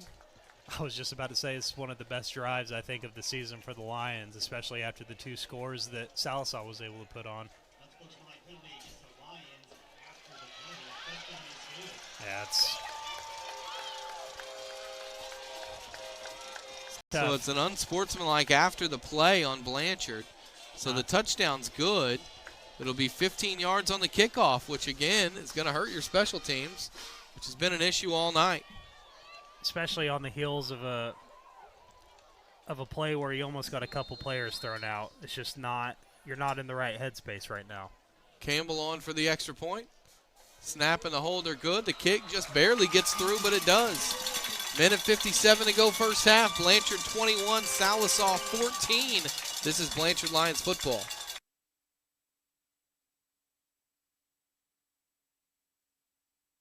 Support your school's booster club and get your business in front of thousands of potential customers. Talk about a win-win. Advertising packages start on this streaming station for less than $10 a game. Call 405-726-0835 or email adam@squirtle.com right now for more information. For more than 100 years, Oklahoma Career Tech has been training skilled and dedicated individuals, giving clear career paths to over 90,000 graduates a year. These individuals are the heartbeat of the Oklahoma workforce, serving thousands of companies, fueling this state's economy. Oklahoma is powered by Career Tech.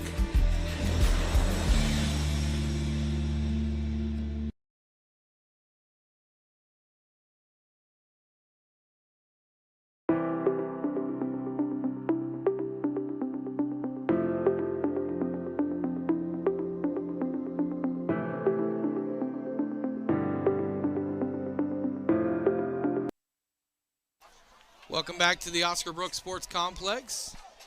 8-yard touchdown run for Carson Cooksey, and Blanchard's back on top, 21-14. Todd Lisby, Drake Vitito, you got to take care of business here and end the first half. Not giving up points, Drake, and then get the ball to start the second, see if you can jump back out to a 2-score lead again. Yeah, even though there was a couple of penalties that marred that offensive drive, I truly think that was one of the best put-together drives that we've seen from Blanchard all season, especially after Sallisaw scoring twice. Being able to get back to the run game, being able to establish that line of scrimmage, I think the defense will hold here. Maldonado kicking off from the 25. It's a high kick taken at the 40 by Oft, up the field to the 45 and hit hard by Ellison at the 49-yard line. And that's where Sallisaw will have it 1st and 10, as Oft is slow to get up. That was a big hit he just took. Gage Ellison and Tyler Hughes have had some pretty physical hits this year. When you have those two as your linebackers, one senior, one junior, it just sets a tone for the entire defense to match that level of physicality. They've done it for the most part here tonight, but in this final minute 52, let's see if they can cap off what's been a pretty good first half from them. 1st and 10 with Struan in the gun with Stevens to his right for Sallisaw from the left hash. Struan takes the snap, dropping the throw, 4-man rush. Steps right, now steps up, throws over the middle, complete to Cox in space at the 38 to the 35, and angles and gets out of bounds at the 30-yard line. 21 yards, on the pass, catch, and run. I think there might have been a missed holding call right there on There's Sallisaw. Missed holding call on lots of plays. True.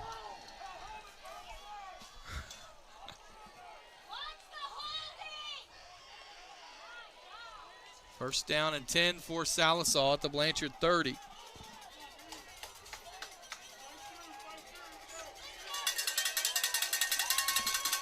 Clock stops since Cox got out of bounds. Confusion between Mayfield and Stevens as Stevens is split wide right. Stevens now goes in motion. Play clock at 1, and there's a false start. So Sallisaw will move back 5 yards on the false start. And it'll be 1st and 15 from the 35 after the penalty. Same story. Let's see if the Blanchard Lion defense here can take advantage of the opportunities that this Sallisaw offense is giving them with the penalties. They've been able to do so thus far for tonight's game, and maybe the most important drive, being able to maintain momentum going into the halftime. This is a pretty big drive right here. 1st and 15 from the 35. Struan drops, rolls to his right. Looking, throwing, right side, pass is intercepted. What an interception. Brayson Carter got it on the sideline, and Blanchard's got the ball back with 1:35 to go as he picked it at the 23-yard line. It's a great play by Brayson Carter. Seemingly came out of nowhere like a thief in the night for that interception. I thought that was a pretty good throw there by the Sallisaw quarterback as well, but Brayson just ended up coming out of nowhere, going in front of the trajectory of that ball and swiping it. That was a great, great play by the junior. Second interception of the game for Blanchard. Hughes has the other one. As Cooksey will throw left side to Perryman. Perryman out across the 30 to the 36-yard line. The clock will stop with 1:29 to go. as they reset the chains. Blanchard still has 2 timeouts left. They'll look to hurry here. We've seen Blanchard go this distance before. We'll see. Cooksey takes the snap and rolls right this time. Carson looking, throwing, and throws it out of bounds. Well, it was intercepted, but the defender couldn't keep a foot in. That was Cole Mayfield who intercepted it, but out of bounds, so it'll be incomplete for 2nd and 10. A little sigh of relief there from the Blanchard I think Cooksey faithful. was trying to throw that out of bounds. He just didn't throw it far enough. Right. Good coverage by Sallisaw. Those rollout plays that Blanchard has had, I think Sallisaw has shored up pretty well so far in this first half, but big sigh of relief. The only time there. they had a big rollout play was when they rolled out and threw it to Carter going back the other direction, remember? Yeah. When they've tried to get the sideline, Salisaw's done a good job defending it. 2nd and 10 Blanchard, minute 17 to go first half, 21-14 the Lions lead.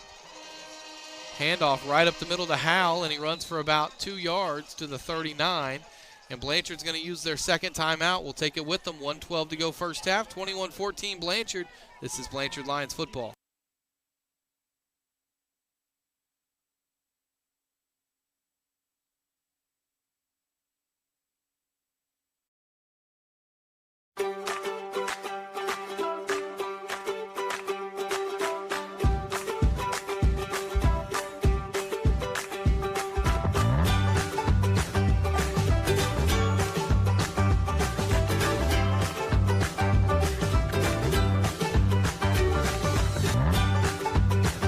Stream with Oklahoma's #1 high school streaming service, Squirtle.tv. Find out more at squirtle.com/stream. At Maples Nixon Diesel Horse, we've helped a lot of people, and our goal was to treat each and every person like a friend. And as a friend, we've got your back always. We understand what you're going through. Being lawyers is what we do, but it's not all that we are. We care. We'll stand beside you throughout the entire legal process, not just as lawyers, but as your friends. We are Maples Nixon Diesel Horse, and we are here to help.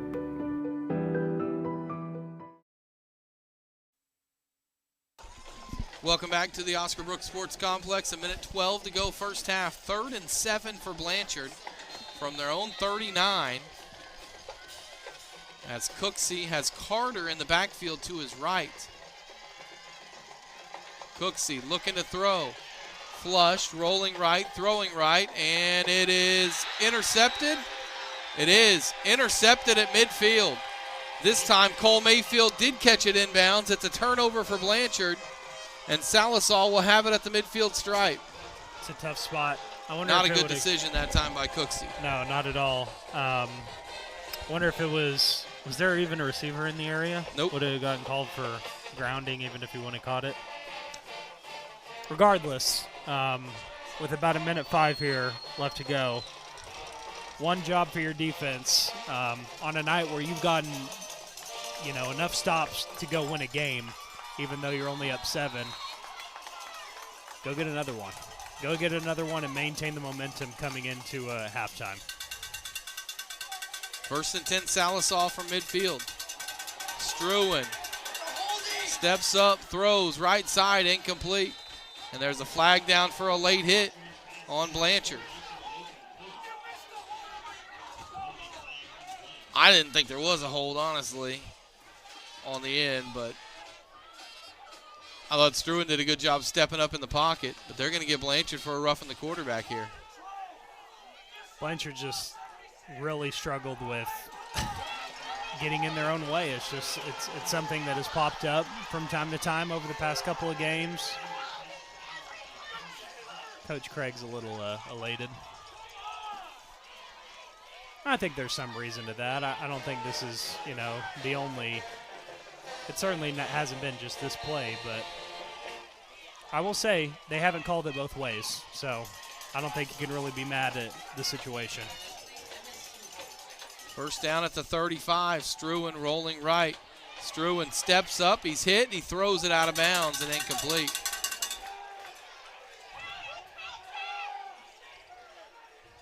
It'll be 2nd down and 10 at the 35 now. Still forcing Sallisaw to throw the ball, something that I don't think it's looked comfortable for them at any stretch this game, but just keep doing your job right now if you're the Blanchard defense. Whether any calls get called or not, it's beyond your control at the end of the day. You just keep doing what you're doing, and all will fall into place. 2nd and 10 at the 35.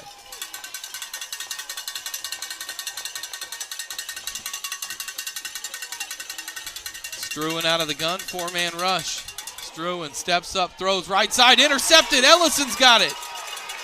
Coming right side to the 30, to the 35, to the 40, and out of bounds at the 45-yard line for Gage Ellison. Another Blanchard interception, their 3rd of the first half, and with 38 seconds to go, Blanchard has another shot to put it in the end zone before this first half ends. 3rd turnover for Sallisaw, 2 for Blanchard as well. 3 interceptions, and that's still not even halfway to the record for this season, which is 7 at Tuttle. Think about that. Another opportunity for the Blanchard offense to go down and score here. 38 seconds, maybe, let's see, 1 timeout. From the 46-yard line, Blanchard will have it. I think they got to go with a mismatch here maybe. I see Reagan Palmer on the far side on an island right now. Yeah, Stump, who's at 6'3", is out there at corner. Blanchard's just going to throw it down the line to Carter. Carter gets to the 50 and out of bounds at the 45. Little RPO there for 9 yards, and it stops the clock with 33 seconds left in the first half. And it wouldn't surprise me if they go to that. Those small, intermediate, 6 to 9 yard gains with about 33 left. If you can get about 5 to 6 seconds off the clock on each of those, you're set yourself up for a shot. Coming up on an hour and a half for this first half of football. As Cooksey throws it to Carter again. Carter gets the first down and out of bounds again at the 36-yard line. And that's the first down for Blanchard. Only 4 more seconds go off the clock. Really good blocking there from Court Pierce at the bottom of your screen right there. Setting up for Brayson to get, more positive yardage than he honestly should have. Cooksey this time hands it to McIntyre, makes a man miss at the 35 and gets to the 34, and Blanchard's going to use their last timeout with 23 seconds left in this first half. We'll take it with them. 21-14, Blanchard leads. This is Blanchard Lions football. The AMG team is based in Oklahoma City and delivers your organization revenue enhancement through a combination of data science, innovative marketing, and business automation. We think like owners and behave as long-term partners. Delivering measurable results for nearly 20 years has made the AMG team known for our ability to efficiently and effectively execute objectives. We're ready to help raise your organization to a higher level of success, so visit us today at theamgteam.com.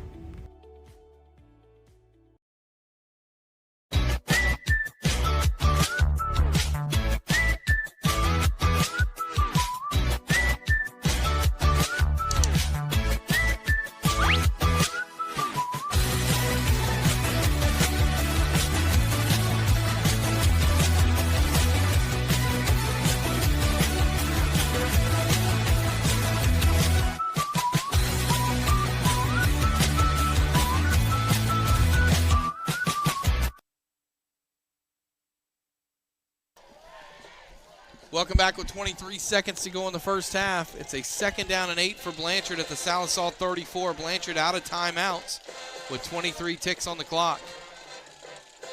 Cooksey in the gun with 4 receivers. Cooksey looks left, throws over the middle. Perryman at the 20. Perryman down to the 16. Blanchard's got to go quick and spike it here. The clock will stop momentarily while the chain's set. And now Cooksey will spike it with 13 on the clock. So Blanchard can throw it into the end zone here. A couple times. You can't get sacked in the field of play, or it's going to be the end of the half. You can't get tackled short of the end zone, or it's going to be the end of the half as well. I think it's a perfect distance for something in the middle for maybe Carter, if you can find an open spot. Cooksey Looks left. Throwing left side passes. Perryman did a great job to knock that down. Really good recognition. If that ball gets caught by Perryman, it's into the half. If it gets intercepted, it could have been even worse. Perryman turned into the defender, and it's 2nd down and 10, or 3rd down and 10. All that really matters is there's 8 seconds to go, and the ball's at the 17-yard line. Maybe try and cross Carter here. You got to throw it in the end zone. I know that much. Yeah. Just get a long cross, try and get him sprinting. 4 receivers, 4-man rush. Cooksey throws right side, double coverage, incomplete. With 4 seconds left, it'll be 4th down. It's too far for a field goal. It'll be a 34-yard field goal. So Cooksey's going to throw it into the end zone one more time.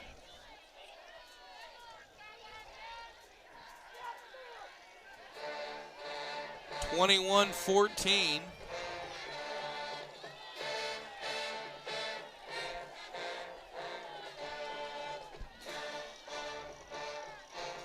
Blanchard with one last play here in this first half, and Sallisaw might use their last timeout. Nope, they are not going to use their last timeout. Blanchard with 10 on the play clock. Cooksey drops, looks, throws, end zone, overthrown, incomplete. So Sallisaw holds, and we go to halftime with the score. Blanchard 21, Sallisaw 14. Your thoughts on the first half? Obviously, one of the things that we talked about pregame was Blanchard's inability the past couple of weeks to get off to a fast start. It was good to see them put 14 quick points up on the board, but just like we should expect, any team should expect in playoff football, Sallisaw brought it back to an even game. I think that drive that made it 21-14 for the Blanchard offense was one of the best drives that they had put together. A couple penalties maybe marred it just a tad bit, but going to that running game, realizing that Sallisaw hasn't really had an answer for that throughout the entire first half. I think that's kind of the key going forward for this Blanchard offense. As far as the defense goes, I honestly think for the most part it was really good. You had their first 7 points come from a special teams turnover that turned into a one-pass drive for a score. But other than that, I mean, you've been forcing Sallisaw to pass the ball, which they have looked very uncomfortable doing for most of the game. I honestly think it's just more of Blanchard getting in their own way more than anything, but I think those are easy mistakes that can be fixed heading into the second half. And as far as the offense and defense goes, I think it's largely keep going. Keep the game plan the same. Just fix some of those self-mistakes, and you should be well on your way to victory. I know the first half was full of penalties. It was full of turnovers. It was a long first half, but after all said and done, Blanchard's up 7. They're going to get the ball first with a chance to go up 2 scores to start quarter number 3, as we will take a timeout, and when we come back, we will give you some scores from around the state of Oklahoma. Class 4A is not just tight here at Blanchard tonight. It's tight all around the state, as we expected. And these 8 teams left in Class 4A football are all very evenly matched, and we'll go through some of those scores when we come back. Our halftime score here at Blanchard, it's Blanchard 21, Sallisaw 14. Todd Lisenby along with Drake Vitito, and this is Blanchard Lions football. Support your school's booster club and get your business in front of thousands of potential customers. Talk about a win-win. Advertising packages start on this streaming station for less than $10 a game. Call 405-726-0835 or email adam@squirtle.com right now for more information. For more than 100 years, Oklahoma Career Tech has been training skilled and dedicated individuals, giving clear career paths to over 90,000 graduates a year. These individuals are the heartbeat of the Oklahoma workforce, serving thousands of companies, fueling this state's economy. Oklahoma is powered by Career Tech.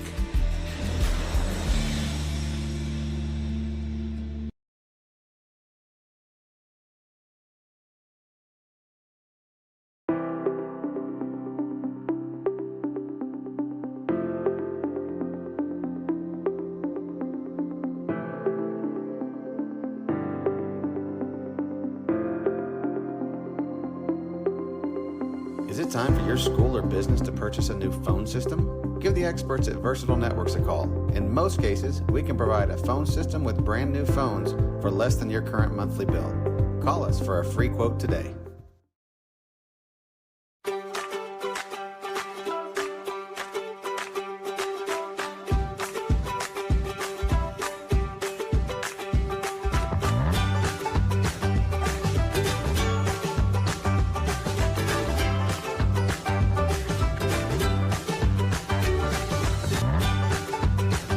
Stream with Oklahoma's #1 high school streaming service, Squirtle.tv. Find out more at squirtle.com/stream. At Maples Nixon Diesel Horse, we've helped a lot of people, and our goal was to treat each and every person like a friend. And as a friend, we've got your back always. We understand what you're going through. Being lawyers is what we do, but it's not all that we are. We care. We'll stand beside you throughout the entire legal process, not just as lawyers, but as your friends. We are Maples Nixon Diesel Horse, and we are here to help. The AMG team is based in Oklahoma City and delivers your organization revenue enhancement through a combination of data science, innovative marketing, and business automation.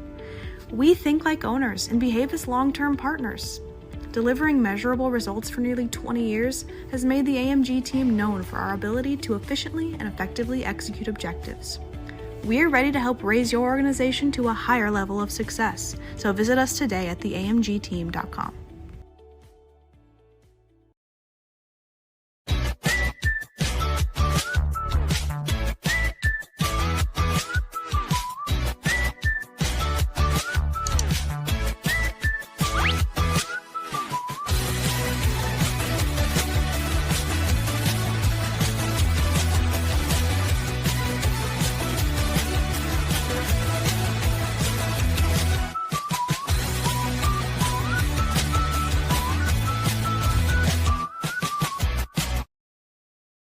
Dr. Matt Dieselhorst at Dieselhorst Sports and Orthopedics can help you get game day ready. Dr. Dieselhorst works with athletes of all ages, taking a coordinated approach to accelerate return to play and maximize athletic performance. His work with pros in sports training, injury prevention, bracing, functional rehabilitation, and imaging works seamlessly with his medical and surgical expertise. Get started by going to Dieselhorst Sports and Orthopedics. Let Dr. Matt Dieselhorst get you back on the field, backing all Oklahoma athletes on the field and off.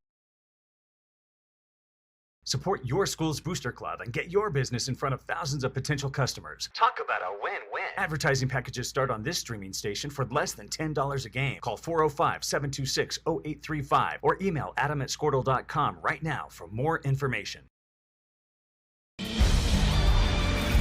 For more than 100 years, Oklahoma Career Tech has been training skilled and dedicated individuals, giving clear career paths to over 90,000 graduates a year. These individuals are the heartbeat of the Oklahoma workforce, serving thousands of companies, fueling this state's economy. Oklahoma is powered by Career Tech.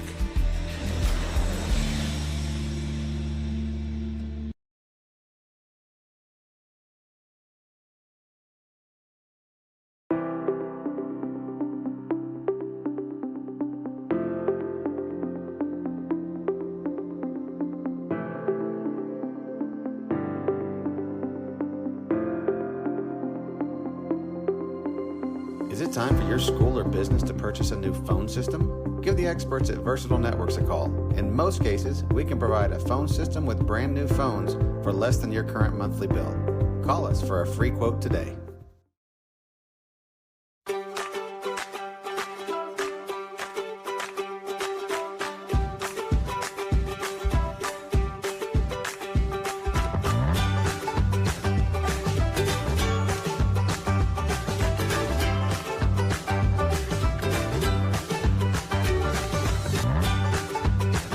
Stream with Oklahoma's #1 high school streaming service, Squirtle.tv.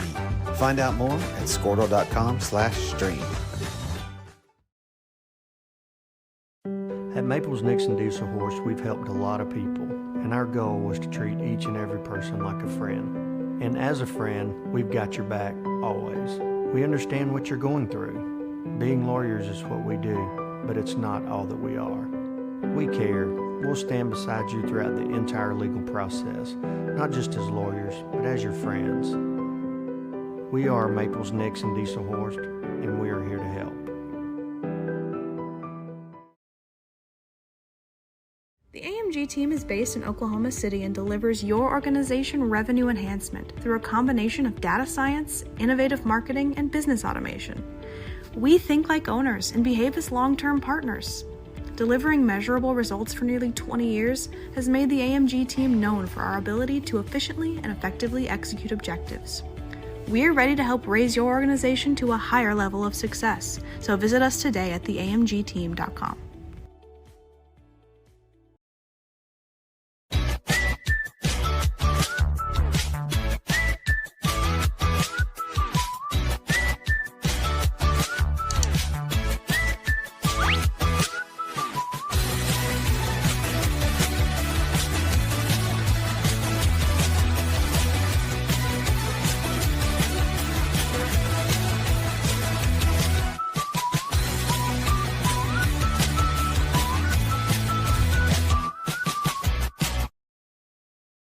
Dr. Matt Dieselhorst at Dieselhorst Sports and Orthopedics can help you get game day ready. Dr. Dieselhorst works with athletes of all ages, taking a coordinated approach to accelerate return to play and maximize athletic performance. His work with pros in sports training, injury prevention, bracing, functional rehabilitation, and imaging works seamlessly with his medical and surgical expertise. Get started by going to Dieselhorst Sports and Orthopedics. Let Dr. Matt Dieselhorst get you back on the field, backing all Oklahoma athletes on the field and off. Support your school's booster club and get your business in front of thousands of potential customers. Talk about a win-win. Advertising packages start on this streaming station for less than $10 a game. Call 405-726. Welcome back to the Oscar Brooks Sports Complex. We are at halftime. Todd Lisby along with Drake Vitito. 21-14, Blanchard with the lead over Sallisaw. Blanchard led this one 14-0. Sallisaw scored 14 straight to tie the game up at 14 apiece. But two interceptions for Blanchard late in the first half. We're able to keep the Black Diamonds out of the end zone. Blanchard was able to get back in one more time on Carson Cooksey's second touchdown run. 21-14 is our halftime score. And Drake Blanchard's going to get the ball back first. The offense was looking good there at the end of the first half. Just ran out of time on that last drive and had to throw it into the end zone from like the 20, which isn't easy.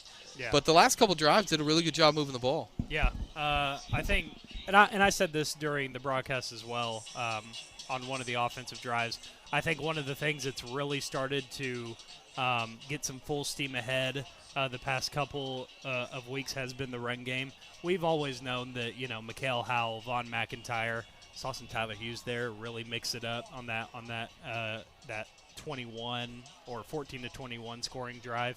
That run game really coming together at the right time during these playoffs, because at the end of the day, it is going to get colder, and it is a nice night tonight. But if Blanchard ends up advancing, you may end up running into a situation where the elements force you to run the ball.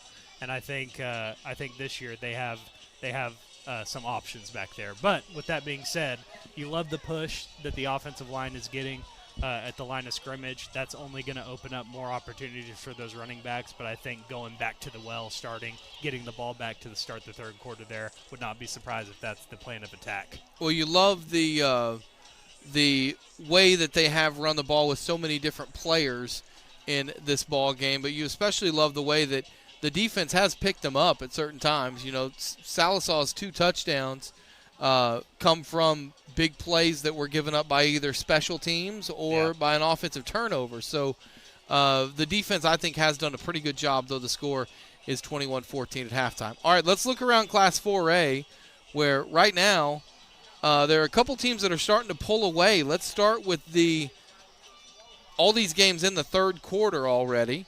Wagner now leads Tuttle 17-0 in the third quarter. So the Wagner Bulldogs are pulling away from Tuttle over on the east side of the state.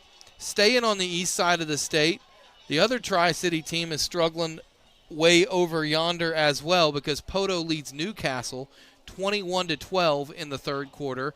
And Ada has tacked on another touchdown. They lead Clinton at Clinton by a score of 21-7. So right now, if the scores hold, you're looking at Ada and Wagner in one semifinal next week, and Blanchard and Poto in the other semifinal next week.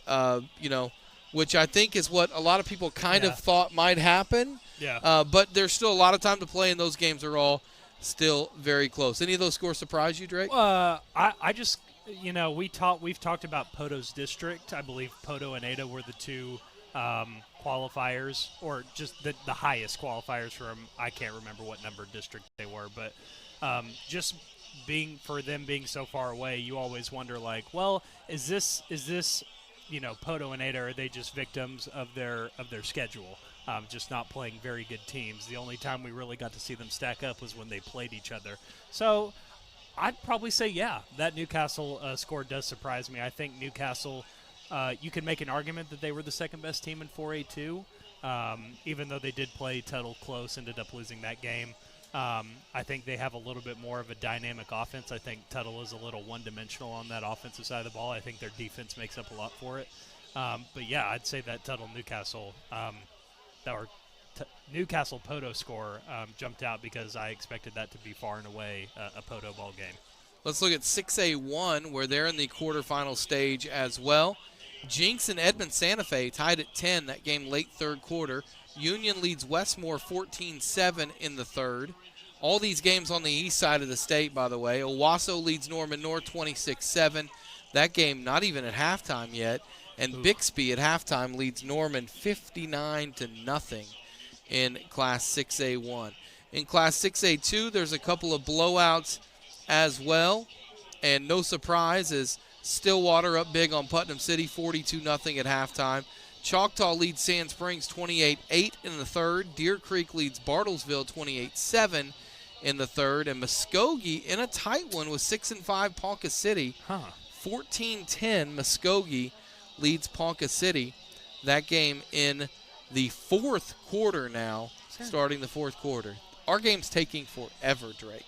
Let's go into Class 5A, where this is the surprising score of the night to me. Third quarter, Del City's going to eliminate Guthrie, and they're going to eliminate them going away tonight. 47-0 Del City. The Eagles lead the Blue Jays. Battle of the Birds there. The Eagles lead the Blue Jays at Del City tonight. Bishop McGuinness leads Bishop Kelly in the Battle of the Bishops, 21-14. That game up in Tulsa. That'd be a huge win for the Irish. Elgin leads Claremore 6-0 in the fourth quarter in a defensive slugfest.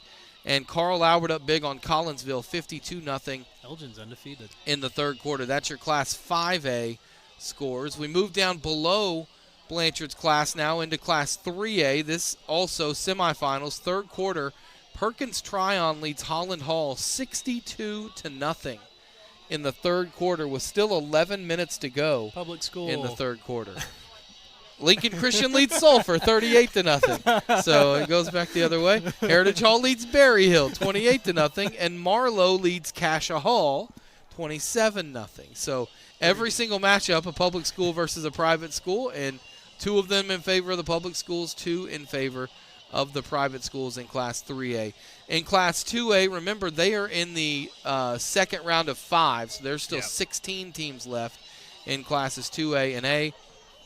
Alva and Kingston tied at 14 in the fourth. Millwood leads Purcell 32-0 in the third. Kiefer's up 58-0 on Sequoia Tahlequah. Washington leads Meeker 42-7. Jones leads Davis 24-12. Vian up 35-20 on Adair. Kansas and Idabel tied at 21. Victory Christian leads Prague 36-24. And those are your scores in Class 2A. And finally, we'll look at Classes A, B, and C. Maybe you got some 8-man family out there playing. Dibble leads Walters in Class A 26 Very close to 19. Here. What is Dibble? Demons. Yep, just about 10 minutes south of here. On the let's see. Fairview leads Crescent 13-7. That's a really good game in the third quarter. Pawnee leads Central Sallisaw 16-14. So both Sallisaw schools down right now. Dang. Hominy leads Wyandotte 42-7. Apache leads Stratford 35-13. Stroud up 29-6 over Gore. Colcord 18-16 lead over Woodland. By the way, Stroud, their quarterback out for the season, if I'm not mistaken, the Stroud quarterback. Colcord 18-16 over Woodland, and Minko leads Hooker by a score of 20-7. Those are your scores in Class A. In Class B, again, we are in the round of 16, so 8 scores in Class B. And this is where we get the fun scores in the 8-man, Drake. At halftime, it's Drumright 30, Caddo 26. Oklahoma Bible 28-12 over Southwest Covenant. Okeen 32, Laverne 22. That game at half. That'd be an upset if Okeen the Whippets can pull the upset. Sealing leads Turpin 34-0. That's in the third quarter. Waletka 36-12 over Weber's Falls. 30-20, Velma Alma over Garber. Keota and Yale tied at 22 in the third quarter. Dewar 40, Regent Prep 37. Dewar, what's their mascot? The Dragons. Nice. It's crazy because when I played in high school at Luther, we were Class A. Okay. We played 11-man. Now all these schools are 8-man, but we played Turpin in the playoffs. We played Caddo in the playoffs.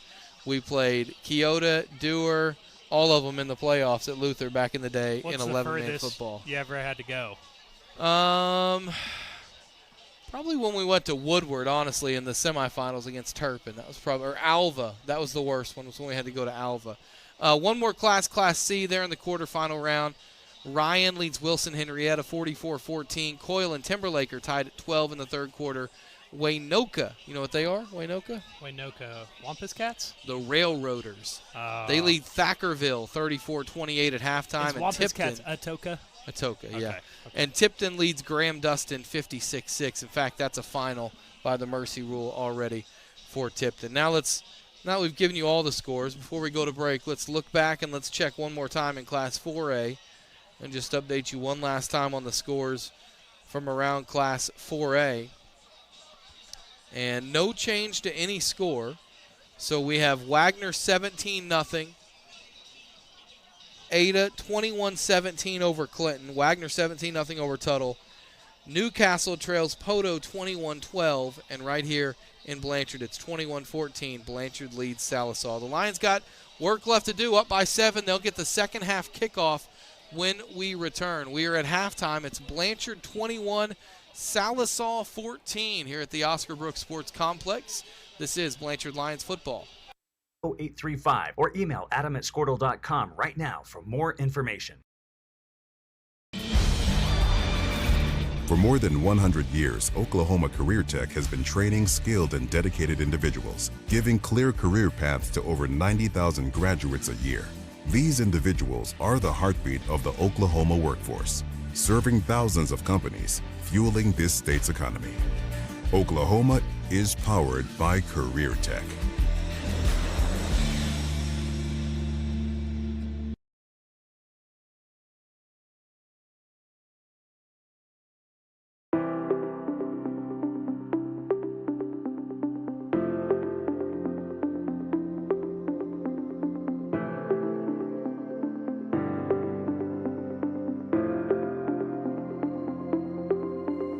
Is it time for your school or business to purchase a new phone system? Give the experts at Versatile Networks a call. In most cases, we can provide a phone system with brand new phones for less than your current monthly bill. Call us for a free quote today.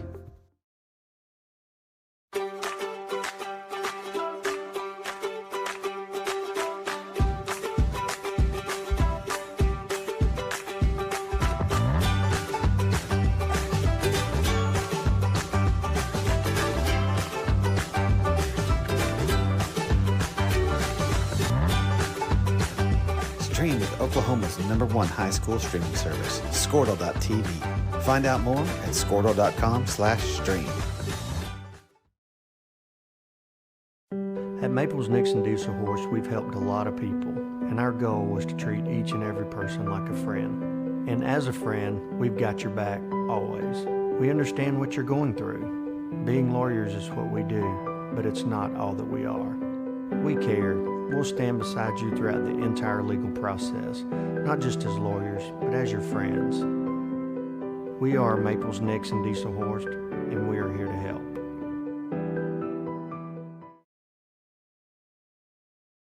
AMG team is based in Oklahoma City and delivers your organization revenue enhancement through a combination of data science, innovative marketing, and business automation. We think like owners and behave as long-term partners.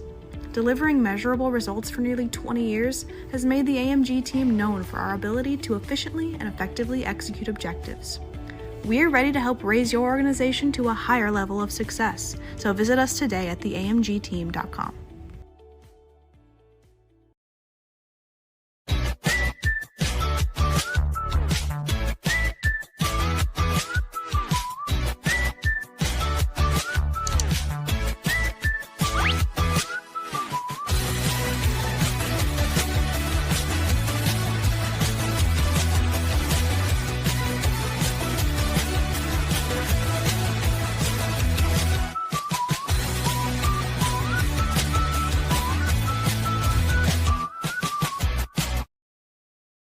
Dr. Matt Dieselhorst at Dieselhorst Sports and Orthopedics can help you get game day ready. Dr. Dieselhorst works with athletes of all ages, taking a coordinated approach to accelerate return to play and maximize athletic performance. His work with pros in sports training, injury prevention, bracing, functional rehabilitation, and imaging works seamlessly with his medical and surgical expertise. Get started by going to Dieselhorst Sports and Orthopedics. Let Dr. Matt Dieselhorst get you back on the field, backing all Oklahoma athletes on the field and off.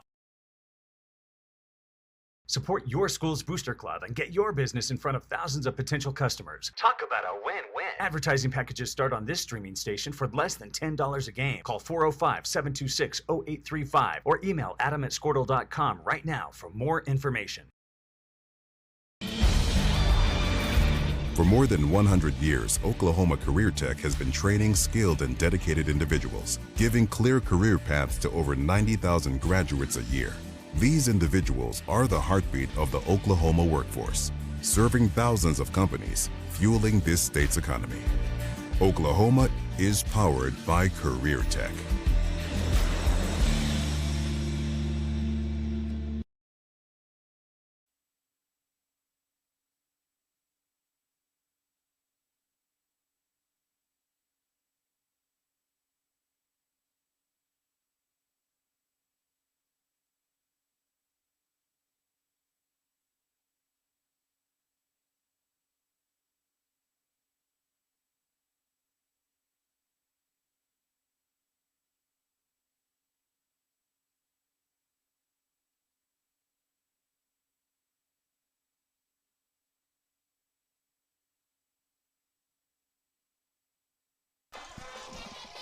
Welcome back to Blanchard as we are about to get the second half underway. Todd Lisenby, Drake Vitito, the great Nate in the booth with us tonight as well. Last 24 minutes, some of these guys are ever going to play in their lives at the Oscar Brooks Sports Complex because win or lose, you won't be back here next week. If you win, you'll be in a neutral site game against either Poto or Newcastle. And if you lose, you'll be headed to the basketball court, which I love basketball just as much as the next guy, but this is that time of year where you're not ready for it to start yet. Yeah, that's right. And hopefully, depending on who moves on, if Blanchard does indeed win this game, depending on Poto Newcastle, you just pray that you're not going to have to drive very far. But I know that's not in our hands. It is not. Big opportunity, though, for Blanchard to get back up to that two-score lead that they started out so quickly with in that first quarter. So Carter and Johnson deep to receive for Blanchard. We'll be keeping an eye out on the scores from around 4A. Obviously, out in eastern Oklahoma, as Poto right now leads Newcastle 21-12. I will tell you, it looks like Wagner's going to get it done. They've tacked on another touchdown, now lead 24-0 over Tuttle. That game is already in the fourth quarter. Kick is going to be taken by Carter at the 26. He comes up the field to the 29, and he's slung down right at the 30. That was a good tackle. Did you hear the charge? On the return by Justin Lindsay. Did you hear the charge trumpet? Right after the kick? Yeah. That was pretty good. They'll mark him down right at the 30-yard line. That's where Blanchard will have it. Middle of the field, 1st and 10. As we get the second half underway, 21-14, the Lions on top. See Reagan Palmer out there, the far side of your screen. Corrick Pierce. Grayson Carter, your skill position players. McIntyre in at running back to the left of Cooksey. Now moves to his right. Cooksey on first down. Hands it off to McIntyre. Running left, big hole, 35, 40, 45. On to midfield and still on his feet and all the way to the Sallisaw 47-yard line. How about a 23-yard run for Vaughn McIntyre and a first down for the Lions in Black Diamonds territory. Truly has not mattered who's been back there carrying the ball, whether it be McIntyre, Howell, even Tyler Hughes for that one drive.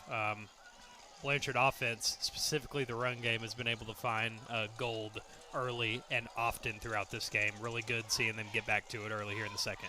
Cooksey hands off to McIntyre again. This time McIntyre running left as the flag comes in for a hold, I would imagine.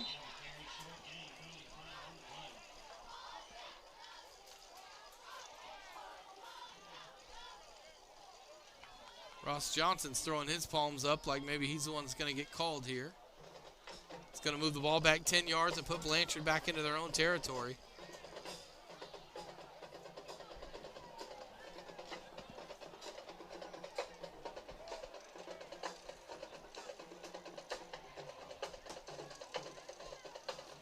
Lions were penalized a lot in that first half, and they start this first drive of the second half with another holding penalty. Just a momentum killer. They were actually able to get out of a couple penalties on that their latest scoring drive. Hopefully they can find that same success here, but just not doing yourself any favors when you're coming out of halftime trying to establish some momentum to carry into this third quarter. I will say both coaches going to halftime complain that there haven't been more holding penalties called, so I would expect it to be called more on both sides of the ball. 1st and 20. And this time the handoff to Howell. No, that's McIntyre. And again, McIntyre's going to lose 2 yards back to the 41. He's a little hobble. Make it a 2nd and 22. Walking a little bit gingerly on that right leg, McIntyre. Saw Corrick Pierce get involved in the pass game early. Maybe time to go back and just see what kind of breath there is there. He was injured for all of last week. He did not play a single snap last week, but 2nd and 22 from the 41. Cooksey looking to throw, pressure, steps right.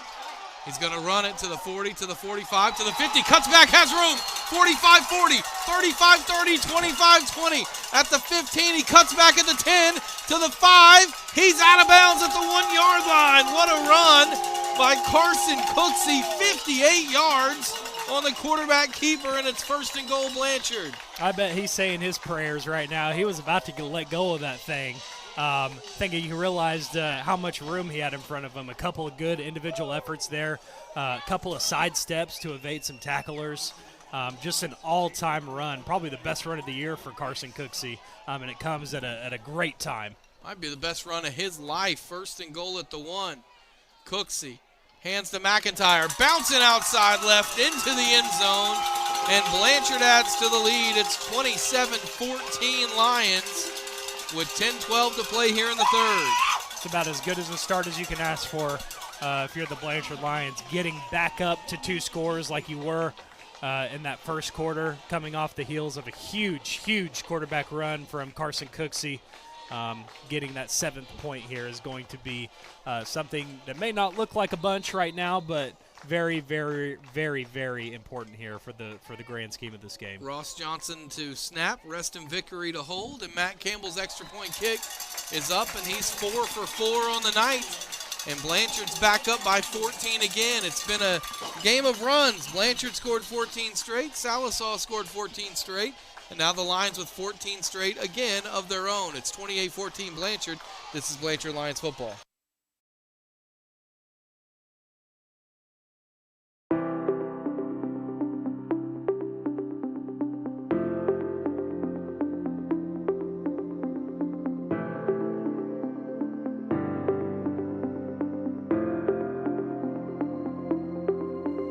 Is it time for your school or business to purchase a new phone system? Give the experts at Versatile Networks a call. In most cases, we can provide a phone system with brand new phones for less than your current monthly bill. Call us for a free quote today.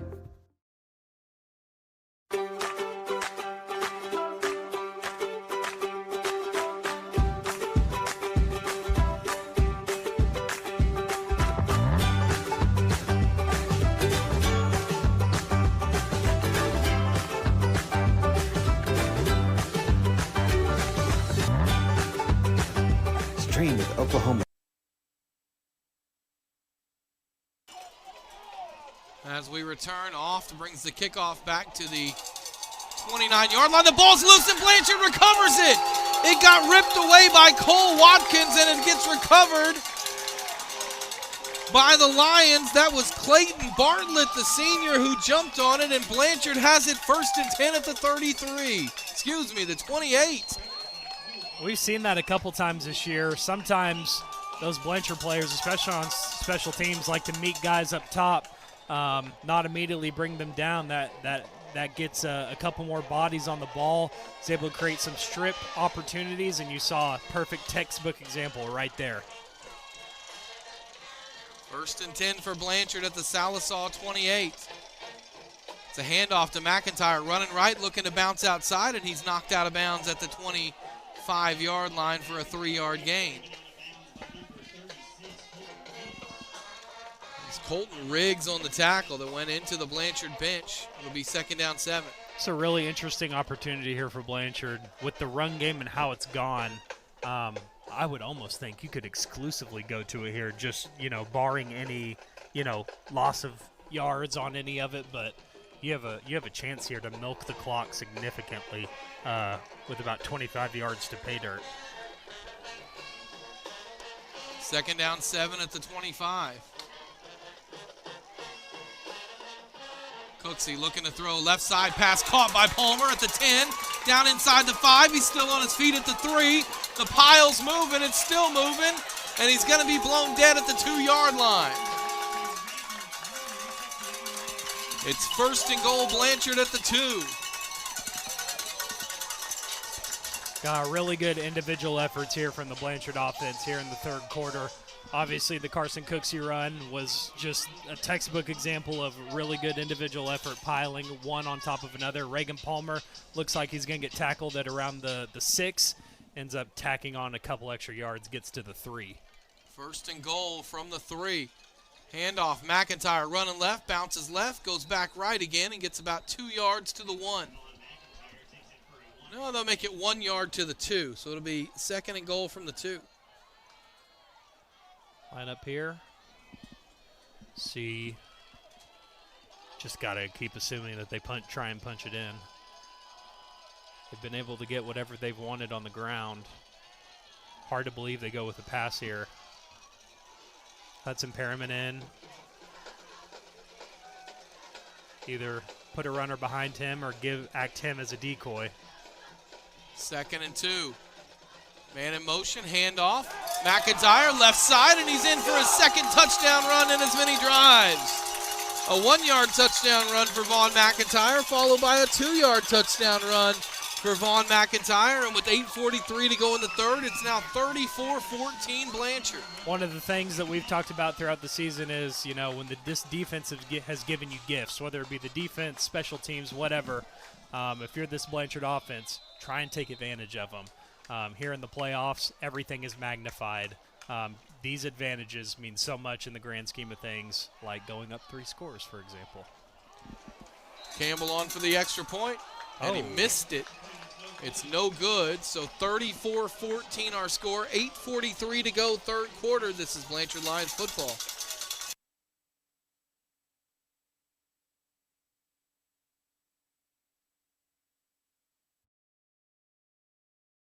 At Maples Nixon Diesel Horse, we've helped a lot of people, and our goal was to treat each and every person like a friend. And as a friend, we've got your back always. We understand what you're going through. Being lawyers is what we do, but it's not all that we are. We care. We'll stand beside you throughout the entire legal process, not just as lawyers, but as your friends. We are Maples Nixon Diesel Horse, and we are here to help.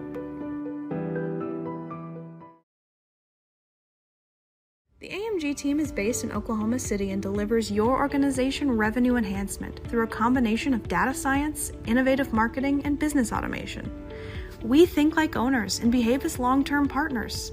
Delivering measurable results for nearly 20 years has made the AMG team known for our ability to efficiently and effectively execute objectives.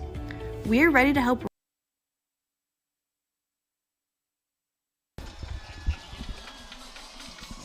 34-14 our score here at the Oscar Brooks Sports Complex. We'll update you on scores from around 4A after this kickoff, which is taken and handed to Oft on a reverse at the 30-yard line. He's tackled a yard short of the 29. There's a flag down as well behind the play. As behind it, Braxton Rinkin made the tackle. I think it's going to be a hold on Sallisaw here.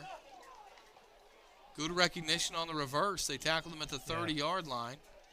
And what's so important about, Blanchard. It's a block in the back on Sallisaw, so moving back 10 more yards. What's so important about, Blanchard being able to build this lead early is that if you thought you saw, Sallisaw out of their element in the passing game, I assume it's going to be doubled here because there's just simply not enough time to go to your bread and butter, which is generally the run game for them. You're really going to be putting them out of sorts when it comes to offensive game plan. They're going to have to be passing it for pretty much the lion's share of these drives. We'll give you the 4A scores after this play. First down and 10 from the 20. A handoff right up the middle for nothing to Cole Stevens as Struan handed it off to him. It'll be second and 10. Ada up 21-9 now on Clinton. Clinton got a safety, fourth quarter. Wagner up big, 30-0 on Tuttle. So Wagner pulling away from Tuttle. And Poto leads Newcastle 28-18. So a 10-point Poto lead. That game also in the fourth quarter. So it looks like right now we're headed towards Ada Wagner and Blanchard Poto. Still a lot of time to play, especially in this one. There's still 8 minutes to go in the third. Blanchard up 34-14. Struan in the gun on second and 10. Looking to throw. Looks left, throws, pass through the receiver's hands and incomplete. Tried to get it to Cole Mayfield, who shortened up his route. Should have kept running instead. It's going to be 3rd and 9. Really good defense there from Blanchard. As you can see there from the quarterback pass, not a bad pass. It's just I feel like these receivers just are not wholly used to having to, accept those passes very much. Sallisaw very much has been a team that, when they've gotten stuff on the ground going early, they don't have to resort to those things. Very much a foreign situation for them right now. 3rd down and 9. Struan looking to throw. 4-man rush, steps up, hit and sacked. He's going to be brought down at the 19-yard line. As I think it was Corrick Pierce that got there first. It'll be 4th down. Man, Blanchard has come out with an edge in this third quarter, playing with a physicality that Sallisaw simply has not matched up to this point. It's a large reason why they've been able to tack on a couple scores in a short amount of time. Just a really good 3-and-out stand there from the defense. Oft is on to punt it away. Oft just does get the punt away, and he punts it right side towards the bench and out of bounds at the Blanchard 45-yard line. So that's a punt of 36 yards with no return, and this Blanchard offense will try to go 3 for 3 in the second half and really put this thing away, Drake. Yeah, I think from right here with about 7 minutes left to go in the third, we're going to see much of the same that we saw in their previous drive. Going back to the run game, taking maybe a couple more seconds off the clock than they honestly need to if they want to move the ball, but expect slow, methodical, run-dominant drive here from Blanchard's offense. Cooksey with Hughes in the backfield, gives it to Carter on a reverse. Carter going left, gets spun down at the 40-yard line. Good job staying home that time by Cash Keeps. Interesting spot for a little trickery right there. Maybe saw loss of 4. A formation from Sallisaw that you like to try it on, but give credit to Sallisaw. They had it planned and ready. Thought Tyler Hughes was going to get a handoff right there, which forces probably a passing situation. Second down and 14. It's a handoff to Hughes right up the middle, big hole, 45-50, lowers his head to the 45 and runs all the way down to the Sallisaw 39-yard line. Tyler Hughes using the hit stick like he's playing Madden with the big run that time. First down on a 20-yard run. Looks like we're going to go tempo here.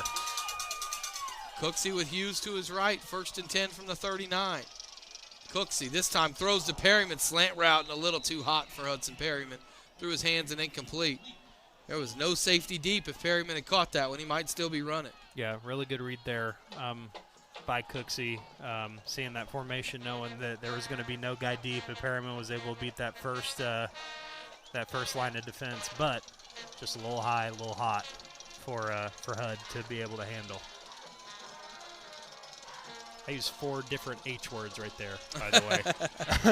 High, hot for Hud to handle. Yep. Second down and 10 at the Sallisaw 39. It's a fake handoff. Cooksey runs right, now throws it to Carter. Carter at the 35, and he's out of bounds at the 32-yard line. After a gain of 7, clock stops again. I'm telling you, everything seems to be on the sidelines, and there's another flag down, and it might be another hold on Blanchard. Might be a legal man downfield as well. Yeah, I think it came in a little late. Yeah. Holding. Okay. It is a hold. Not ideal.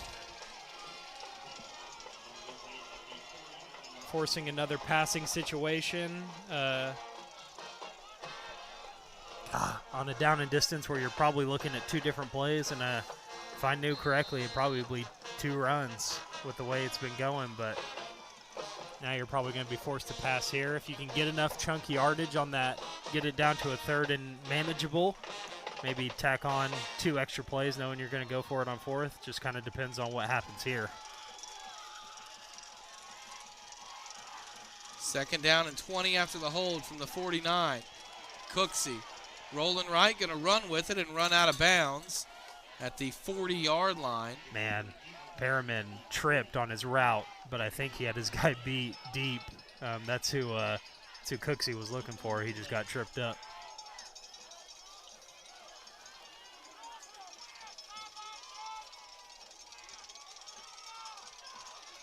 Third down and 11 after that 9-yard run.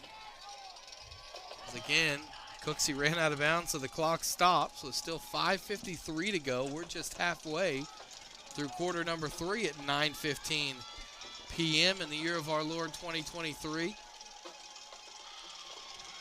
As Cooksey looks to throw, right side, pass caught, really good catch by Corrick Pierce. But he caught it going to the ground at the 34. That's going to be short. It's going to be 4th and 5. It was a really good catch. It was behind him. He ended up rallying up and kind of diving on it. It's maybe a catch where you're very thankful that instant replay isn't a thing.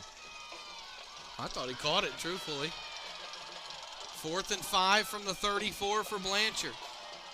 Blanchard scored 20 straight points, looking to add to their lead, 34-14. Cooksey throws left, pass caught. Perryman, first down and more. 25, 20, 15, 10, 5. Touchdown, Reagan Palmer threw the block on the edge, and it's a 34-yard touchdown pass for Blanchard, and the Lions lead 40-14. They've scored 19 unanswered to start this 3rd quarter. Got to give a shout-out to Reagan Palmer there on the far side of your screen with the lead block that cleared such a way for Perriman to get that touchdown. None of that happens without the blocking by number 9. Really good to see him back out on the field after only seeing him in 2 plays last week. Extra point for Matt Campbell, and the kick is up, and the kick is good. 5:09 to go 3rd quarter. Blanchard 41, Sallisaw 14. This is Blanchard Lions football. Support your school's booster club and get your business in front of thousands of potential customers. Talk about a win-win. Advertising packages start on this streaming station for less than $10 a game. Call 405-726-0835 or email adam@squirtle.com right now for more information. For more than 100 years, Oklahoma Career Tech has been training skilled and dedicated individuals, giving clear career paths to over 90,000 graduates a year. These individuals are the heartbeat of the Oklahoma workforce, serving thousands of companies, fueling this state's economy. Oklahoma is powered by Career Tech.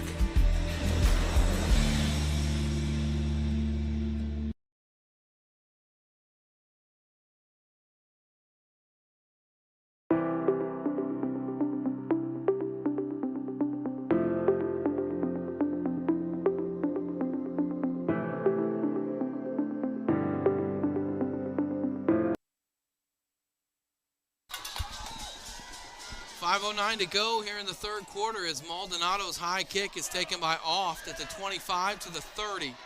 Out to the 35, cuts back to the 40, has room to midfield. Oft to the 40, to the 35 and out of bounds, and there might be a late hit on top of this. There is no flag for the late hit. There's the flag. It comes in late now. Yeah, that's not a good. That's a 29-yard line. I do think. Oh, Craig. It was thrown by the trail referee. So I'll say this. I thought the flag was going to be thrown by the ref that was closest to. For the ref furthest away to make that call, just not great. It's going to add 15 to the end of the play. And Sallisaw will have it at the Blanchard 15-yard line.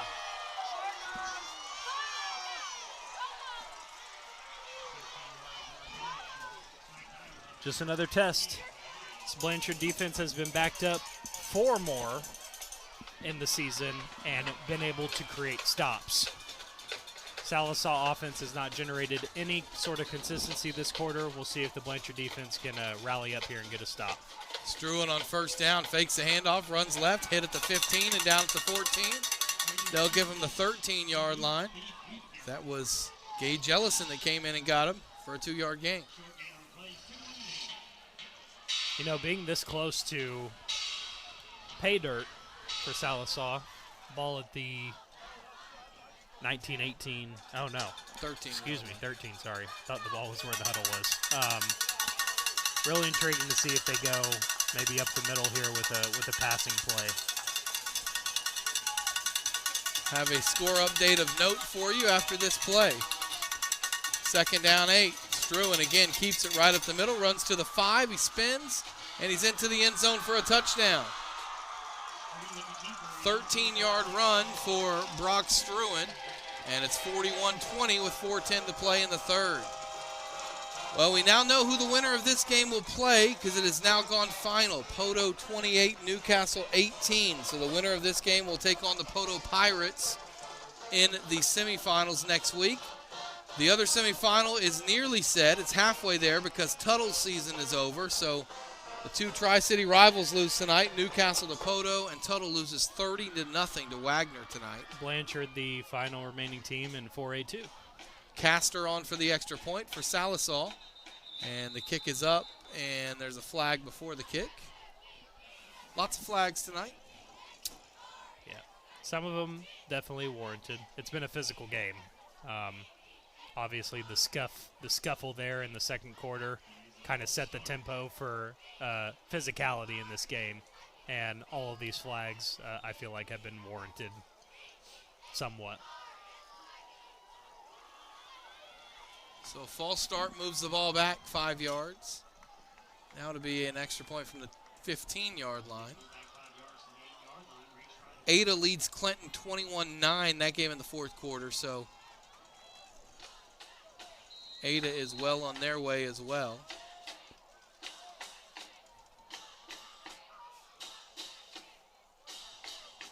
Extra point is on the way, and the kick looks good, and it is. So with 4:10 to go in the third quarter, it's Blanchard 41, Sallisaw 21. This is Blanchard Lions football.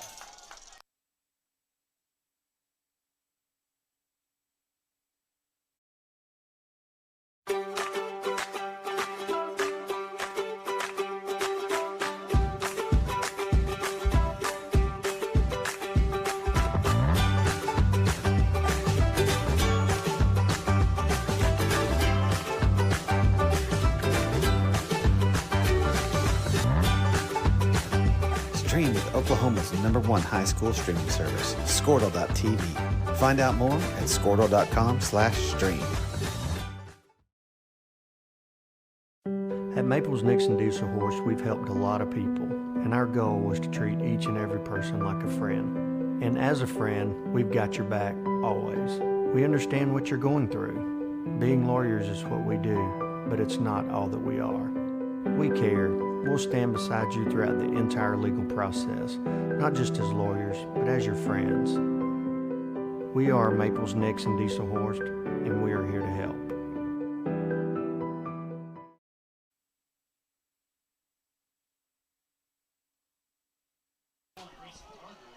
Welcome back to the Oscar Brooks Sports Complex. Touchdown run by Brock Struan of 13 yards. Cuts into this Blanchard lead. It's 41-21. Blanchard on top with 4:10 to play. Castor will kick it away. Carter and Johnson deep to receive. It's an onside kick. It's short. It's covered up by Blanchard at the 36-yard line. And that's Tyler Hughes, who did a really good job of covering it up and going right to the ground at the 36. All right. Off the heels of a Sallisaw score, got to assume Blanchard's going to be doing what they've been doing all third quarter, is just trying to mill that clock down little by little, minute by minute. Keep establishing that run game. First down, handoff right up the middle. Big hole, Mikhail Howell, and he might go. He's in midfield, and he's going to go. Mikhail Howell with a touchdown run on first down of 64 yards. That's the 6th rushing touchdown of the game for Blanchard. 2 for Cooksey, 2 for McIntyre, and now 2 for Mikhail Howell. And it's 47-21 Blanchard, just like that. I mean, I don't know what else to say. I mean, this is I'll tell you what else to say. Unprecedented. Ross Johnson, Ryder Dobbs, Trey Spencer, Blake Woods, and Braden Heffernan. Yeah. That's what you should say. They've been the absolute constant in this game, along with the run game for this Blanchard offense. Campbell on for the extra point. The kick is away, and the kick is good. This game might not be over before OU kicks tomorrow morning. 48-21, still 4 minutes to go in the third quarter. This is Blanchard Lions football. The AMG team is based in Oklahoma City and delivers your organization revenue enhancement through a combination of data science, innovative marketing, and business automation. We think like owners and behave as long-term partners. Delivering measurable results for nearly 20 years has made the AMG team known for our ability to efficiently and effectively execute objectives. We're ready to help raise your organization to a higher level of success, so visit us today at theamgteam.com.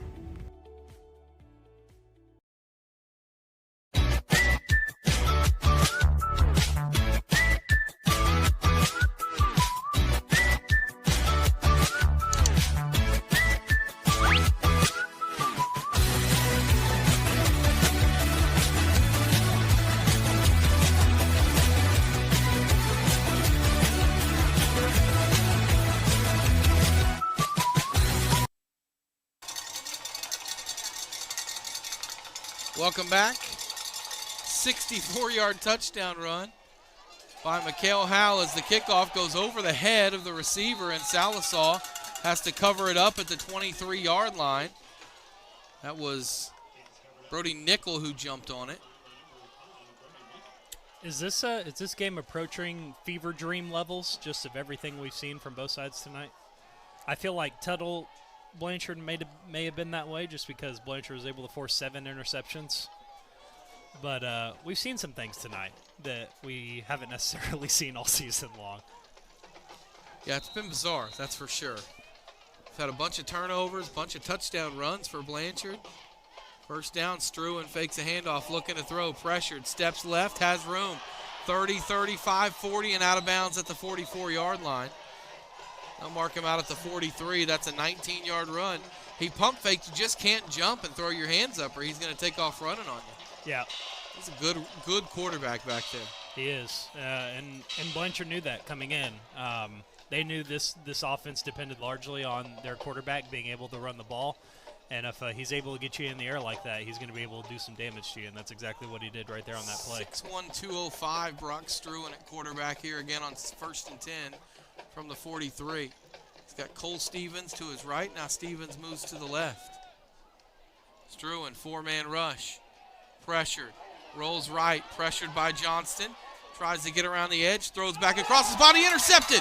Carter the other way at the 40. Carter to the 35. And down inside the 30 at the Sallisaw 28-yard line. Grayson Carter's second interception. The 4th Sallisaw turnover. Actually, the 5th turnover because they had the fumble on the kickoff as well.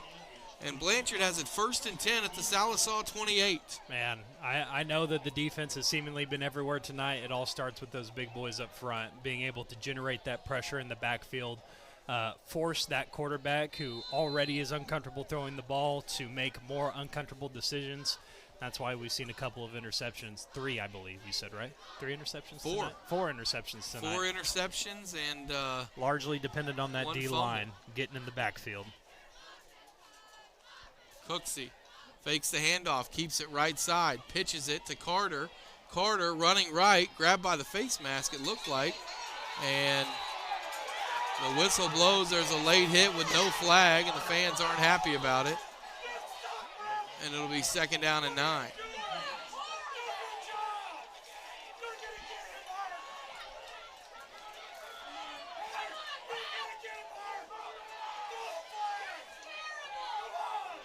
I'll just let the feedback play. 2nd and 9 at the 27.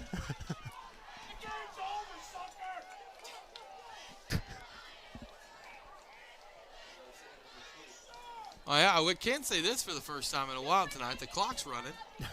So it feels like it's been stopped nonstop for the last 30 minutes. 2:39 to go in the 3rd quarter still. As Cooksey left side. Hey, there's a stoppage in play. There we go. Now we got a flag down. Probably for a false start here. Goodness. Yeah, this game still has a quarter and 2.5 minutes to play. And every other game in Class 4A is done.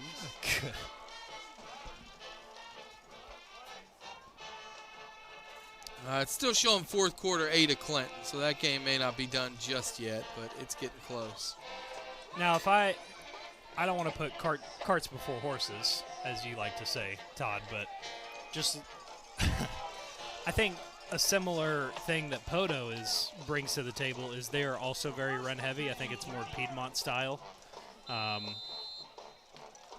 I don't want to get too far ahead of myself, so we can talk more about looking ahead when we get to the 4th quarter. But it was an offside penalty on Blanchard, so a 5-yard penalty.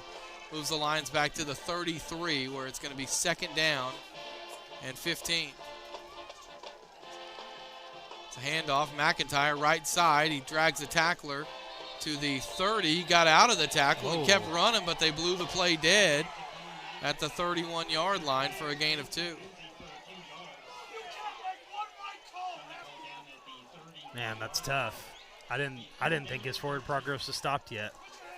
Those tackles do make me nervous, though. The ones where it's a tug and pull and you still try and keep running. You never know when another body's going to come in. But great individual effort there by Vaughn McIntyre. Wishing he could have maybe gotten free just a tad bit earlier before the whistle. It's 3rd down, 13 for Blanchard. Minute 35 and ticking to go 3rd quarter. Hughes into the game at running back. No, Carter's in at running back. It's a handoff to Carter on the draw play. And this time it doesn't work, and there's a loss of 2 yards back to the 33. Blanchard bench thought he was grabbed by the face mask with no call. It'll be 4th down. I think there might have been an extra curricular touch there by whoever tackled Brayson. I think that's what they're arguing about. Just keep the main thing if you're the Lions. Sallisaw's down by, what, 27? It's 4th and 15 here for Blanchard from the 33. Cooksey takes the shotgun snap, 3-man rush. Cooksey throws over the middle, pass incomplete, intended for Palmer. Palmer couldn't come down with it. It's a turnover on downs with 39 seconds to go in the third quarter. Here's the message for Blanchard right now. You are firmly in the driver's seat. Podo, like you said, Todd, some of these kids are playing for the last time. There's going to be some extracurricular activity happenings in the fourth. It's already been a physical game. We've had an altercation. There's been a lot of stuff after the whistle on both sides. Just keep the main thing the main thing. Don't get caught up in any of it. Just moving forward. That's all you got to worry about is next play. The winner of this game takes on Podo next Friday in the semifinals at a location to be determined. In the gun, this is the backup quarterback Jackson Harris in now, and we've got a flag down. So the backup's in. I don't know if that means Struan is hurt or if they're going for maybe a guy who's more of a passer here. Maybe. But Struan's been pretty good even in passing situations. Yeah. Has thrown a lot of interceptions, but he does have the ability to scramble, which Harris does not have.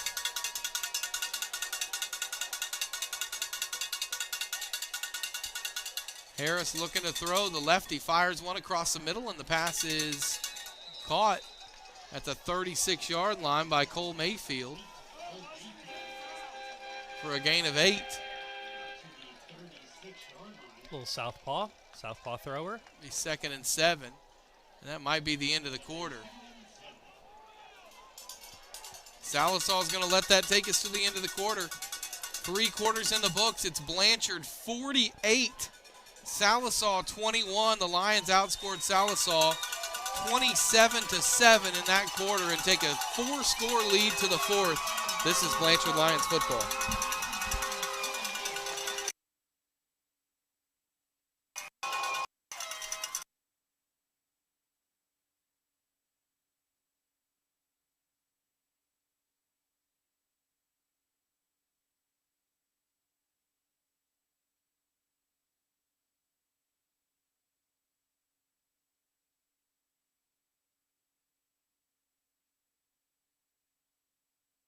Support your school's booster club and get your business in front of thousands of potential customers. Talk about a win-win. Advertising packages start on this streaming station for less than $10 a game. Call 405-726-0835 or email adam@squirtle.com right now for more information. For more than 100 years, Oklahoma Career Tech has been training skilled and dedicated individuals, giving clear career paths to over 90,000 graduates a year. These individuals are the heartbeat of the Oklahoma workforce, serving thousands of companies, fueling this state's economy. Oklahoma is powered by Career Tech.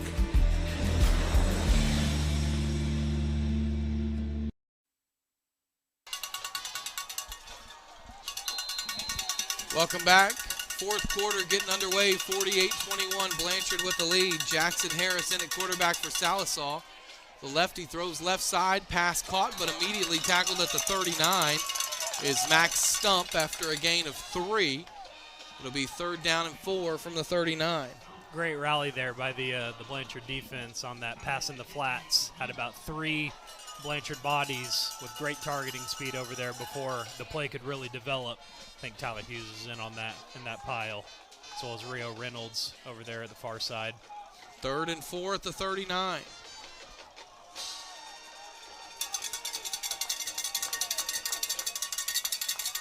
Harris out of the gun. The lefty hands it off to Oft, running right, and he is hit by Hughes and driven to the turf for a loss of 4 back to the 35, and Sallisaw will have to punt it away.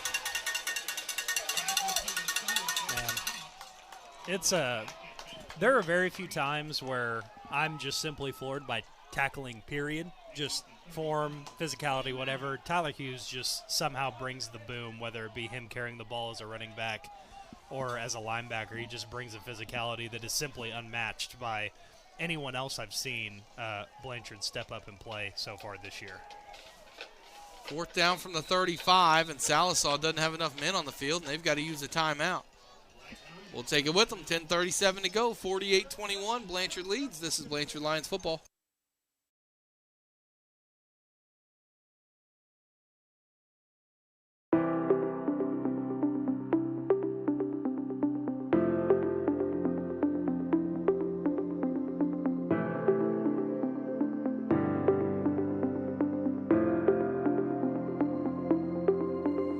Is it time for your school or business to purchase a new phone system? Give the experts at Versatile Networks a call.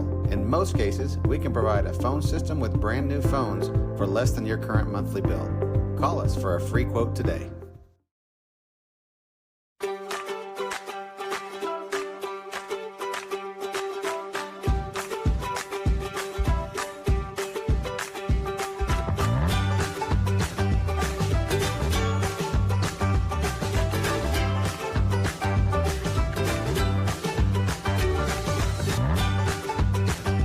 Stream with Oklahoma's #1 high school streaming service, Squirtle.tv.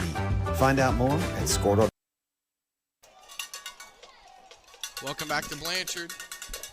10:37 to go in the game. 48-21. Blanchard with the lead over Sallisaw. As Sallisaw about to punt it back to Blanchard. Johnson deep to receive. End over end kick, takes a bounce. Takes a second bounce, and Johnson gets out of the way of this one. It's going to go down to the 26-yard line in Blanchard territory, and that's where the Lions will have it with 10:27 to go. As we look around scores tonight in Class 6A1, Bixby beats Norman 59-20. Jinx beats Santa Fe 24-10. Owasso leads Norman North 43-7. And Union leads Westmore 35-14. Owasso, Norman North in the third quarter. Yeah, that's the last update. That might be wrong how as long well. ago was the last update? Yeah, it doesn't really say. But really? But I will say, again, all 4 East Side teams in Class 6A1. So that's not going to change. 6A1 will be won by the East Side again. 1st and 10 at the 26. Handoff, Mikhail Howe running right. Makes a man miss at the 25 and moves the pile out across the 30 to the 32. Nice run by Mikhail Howe. 6A2, Choctaw 45-15 on Sand Springs. That game is fourth quarter. The other 3 games finals. Muskogee pulls away from Ponca City 34-10. Stillwater 56-7 over Putnam City. Deer Creek 35-7 over Bartlesville. That's 6A2 for you tonight. 2nd down and 4 from the 32. As Cooksey will walk up to the line, now back into the shotgun. Howe to the left of Cooksey. Cooksey takes a wide snap, fakes the handoff, keeps it to the 35 and slides down. They'll mark him at the 35, so he's a yard short because of that slide. And it'll be 3rd and 1. Class 5A, Guthrie had given up 50 points all season. Del City beat them tonight 47-14. Bishop McGuinness goes to Tulsa and beats Bishop Kelly 28-14. Claremore beats undefeated Elgin 7-6 in Elgin. And Carl Albert beats Collinsville 52-14 in Class 5A. 3rd down and 1 for Blanchard here from their own 35. It's a handoff, left side, Howe running. He's going to have the first down. He needed to get to the 36, and he got right at it. It'll be a first down for Blanchard on the 1-yard run. Blanchard's going to advance if this score holds for the last 8:55 and play Poto next week. Wagner defeated Tuttle, and it's now gone final, Ada 21-9 over Clinton. So Ada and Wagner is your other game in Class 4A next week. And in Class 3A, Marlow 45-7 over Cassia Hall. Perkins 65-0 over Holland Hall. Heritage Hall 49-0 over Berry Hill. And Lincoln Christian 45-7 over Sulphur. So Lincoln Christian, Heritage Hall, Perkins, and Marlow advance in Class 3A. Cooksey, handoff. Nope, fake handoff. Keeps it right side. Carson runs to the 40, 45, 50. And stumbles down at the 48-yard line in Sallisaw territory. He always gets us on those, the keepers. I mean, he's doing a good job with the fake, right? Yeah, absolutely. And guess what? There's a flag down. Really? Where is it? I don't know, but the refs are talking it over. Goodness. Excuse me. Is there a territory this game where you start pulling people for reserves? Probably one more touchdown. One more? I didn't even see the flag on that play. Like, visually see it. I've never seen this many penalties called on one team as I have Blanchard tonight. No, and Coach Craig sends me the stats every Sunday, and I don't know if penalty counts on there with yardage total, but I hope it is, just because I'm more intrigued than anything to see the totals for both teams. It's got to be around 150 yards penalties now. Honestly, for Blanchard. yeah. So it moves the ball back. The flag happened downfield. So we've got a 1st and 16 for Blanchard now at their own 30. 8 minutes to play. Blanchard up 48-21. Honestly, it gives you a chance to run a little more clock here if you can get the first down. Cooksey rolling left, looking to throw. Floats it in the flat to Perryman, who makes the grab for a gain of about 2 up to the 32.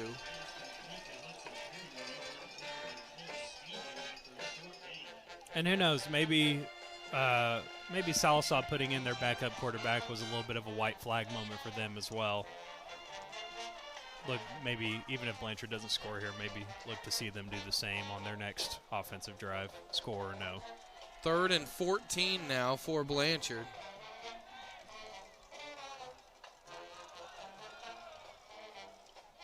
Class 2A, Idabel, Victory Christian, Jones, Kiefer, Washington, Millwood, Alva, Vian all advance in Class 2A. As Blanchard's going to have to use a timeout. We'll take it with them. 7:03 to go. 48-21, Blanchard leads. This is Blanchard Lions football. .com/stream. At Maples Nixon Diesel Horse, we've helped a lot of people, and our goal was to treat each and every person like a friend. And as a friend, we've got your back always. We understand what you're going through. Being lawyers is what we do, but it's not all that we are.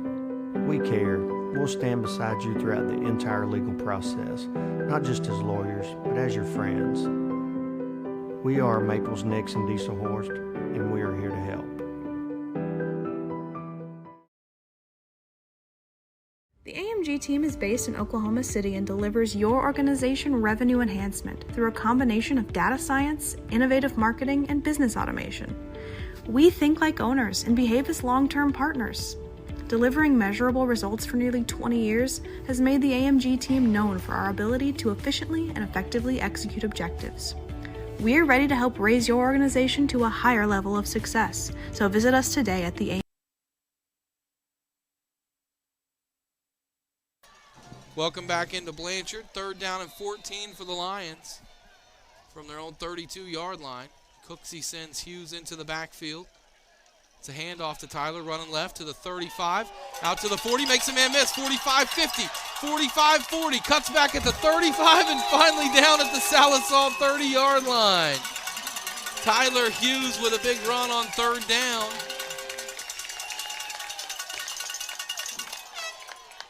Man, I mean, that was a 38-yard run for Tyler Hughes.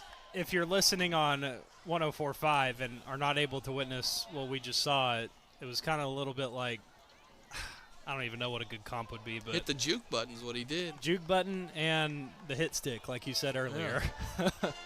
Combination. Hughes back there again on 1st and 10 from the 30. Cooksey hands it to him, makes a man miss in the backfield, right up the middle inside the 25 to the 22.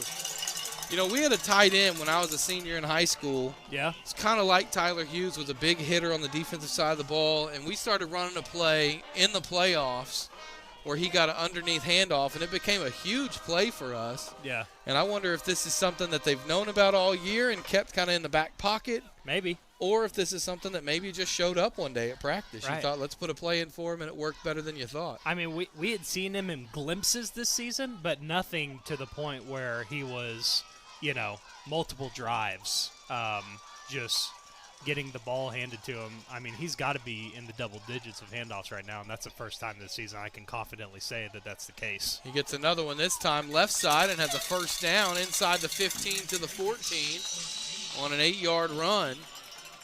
And what a Blanchard's, 14 yards away from hanging a half 100 here on Sallisaw. Nice. And what a luxury to have.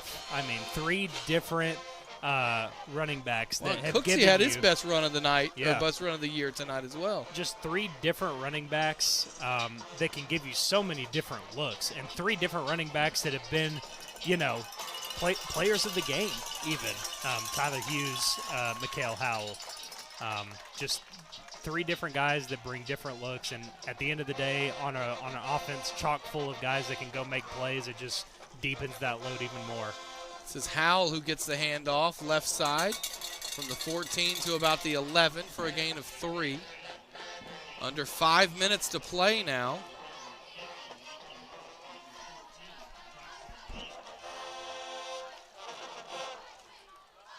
And truly, when you talk about playoffs, football, any sport, honestly, I know this complex to be made a lot for baseball, but it honestly may come down to who has the hot hand when it comes to offense. And, you know, we've seen this Blanchard run game be a force throughout the season, but I really, truly think that these past couple of weeks they've really been hitting their stride. And whipping out Tyler Hughes as a third option has been ultra productive for them in this game. It's another handoff to Howell, and Howell's going to carry a tackler down inside the 10 to about the 7 or 8 yard line. They'll mark him at the 7. Nope, they'll mark him at the 8. They'll mark him at the 7. 3rd and 3 at the 7 for Blanchard. Clock under 4 minutes to play now.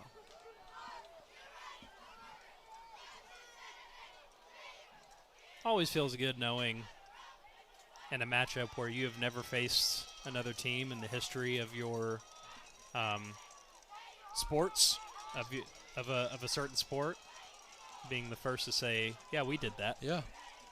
Never a bad way to hang your hat. 3rd and 3. Hand off to Howell right up the middle. He's got the first down inside the 5 and down to the 2 yard line. So here's the question. Cooksy's run for 2. Howell's run for 2. McIntyre's run for 2. Maybe you get Tyler Hughes in the end zone here. Yeah. Wouldn't be the first time, but would be the first time in the playoffs. Give him a look. Hughes a senior, Mikhail Howell a senior, McIntyre just a junior out there.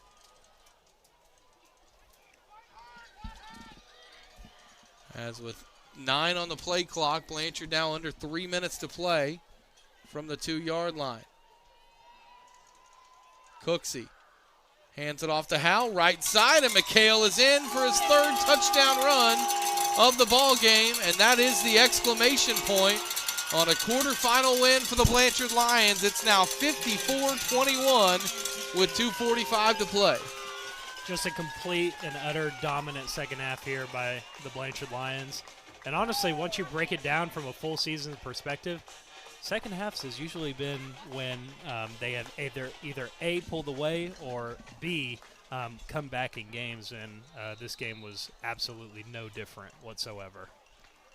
Campbell on for the extra point. Ross Johnson will snap it. Reston Vickery will hold it. The snap and hold are good. The kick from Campbell is away, and he booted it through. He's 7 of 8 on extra points tonight. It's a double nickel on the scoreboard for Blanchard. 55-21, Lions on top. This is Blanchard Lions football.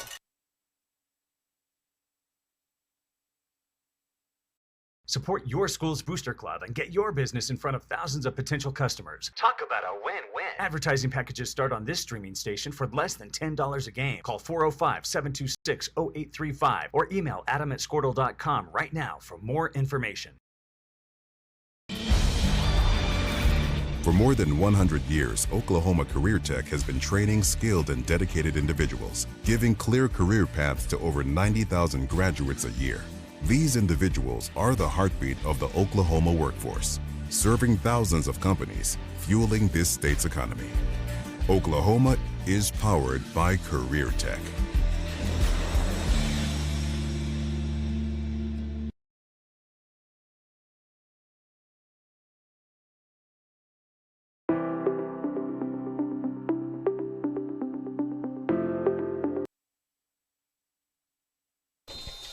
Welcome back as Maldonado will kick it off, and it's a low squib kick. Taken at the 25, up across the 30 to the 35 to the 40, out to the 41-yard line. That's Kenyon Hill on the return, a freshman, and a flag comes in late. On Blanchard? I believe so, and it may have been after the play. Who was it on? Not sure. I only saw the flag at the apex of its throw by the referee. Be another 15-yarder maybe here? Or would you call it a toss? The toss of the yellow flag by the referee. It is a personal foul on Blanchard, so add another 15 to that. We'll take it across midfield. I will never forget the first game that you were not here at the Piedmont game. I called it a yellow card, and I really wish you were there for that moment. I guess I had Brighton on my mind. Derek Depew in the game for Blanchard now. Some of the second teamers out there. As on first down, it's a handoff right up the middle to Stevens, and he has a big hole, and he's going to run for a touchdown.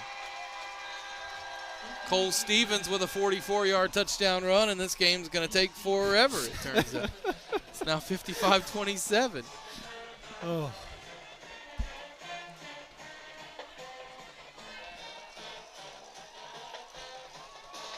Is this the longest game we've ever called before?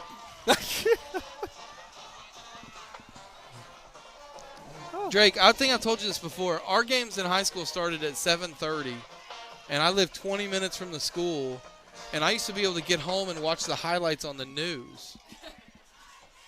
It's almost 10 o'clock. That was after I got dressed and showered after the game. It's almost 10 o'clock now. These kids are going to get curfew violations tonight. The extra point is on the way, and it's good. 2:31 still left to play in this one. Bunch of points. If you like points, you're in the right place. 55-28, Blanchard leads. This is Blanchard Lions football.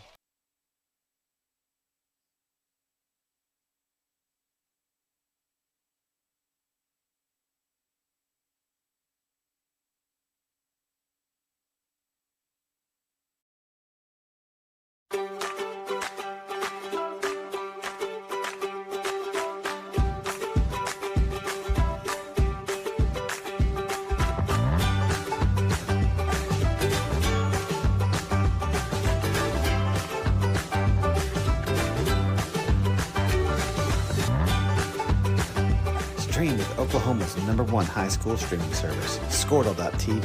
Find out more at Squirtle.com/stream. At Maples Nixon Diesel Horse, we've helped a lot of people, and our goal was to treat each and every person like a friend. And as a friend, we've got your back always. We understand what you're going through. Being lawyers is what we do, but it's not all that we are. We care. We'll stand beside you throughout the entire legal process, not just as lawyers, but as your friends. We are Maple. Welcome back to the Oscar Brooks Sports Complex as Castor will kick it away. Is that a hypno rug you were looking at? It was, yeah. Pretty cool. It's a short kick, fair catch called for and made at the 29-yard line by Carter. Yes or no, Sallisaw uses any of their timeouts for the remainder of the game? I'd say no. Okay.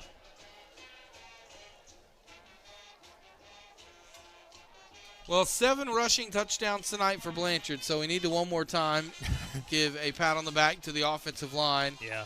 Left tackle Ross Johnston, left guard Ryder Dobbs, center Trey Spencer, right guard Blake Woods, right tackle Braden Heffernan. They have been incredible tonight. Seen Jake Carter, Cade Saunders out there as well. A couple of rotation guys.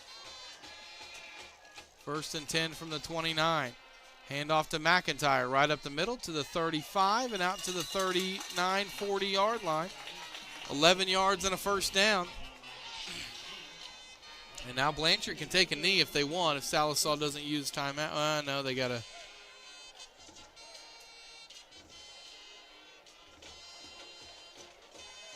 Could they take it? I think they could take a knee, actually, if they wanted to. I don't know. I'm not good at math. Yeah. As long as the ball's snapped under 2 minutes, you can take a knee. And they are going to do just that. Carter's back as it's victory formation here for the Lions.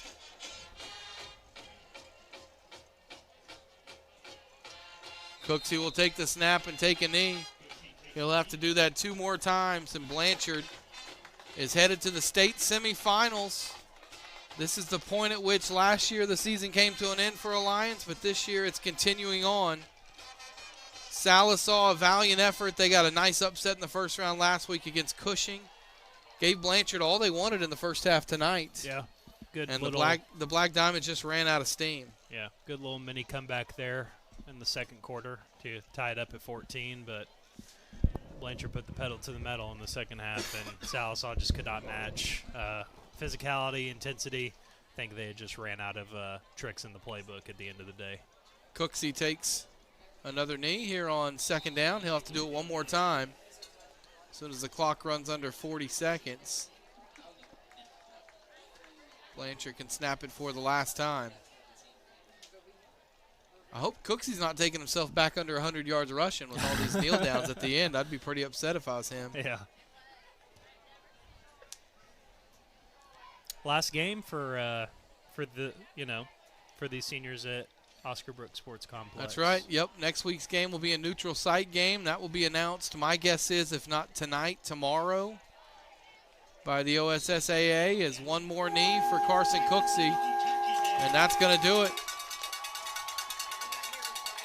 The Lions erupt for 34 second-half points and defeat Sallisaw by a final score of 55-28 tonight here at the Oscar Brooks Sports Complex.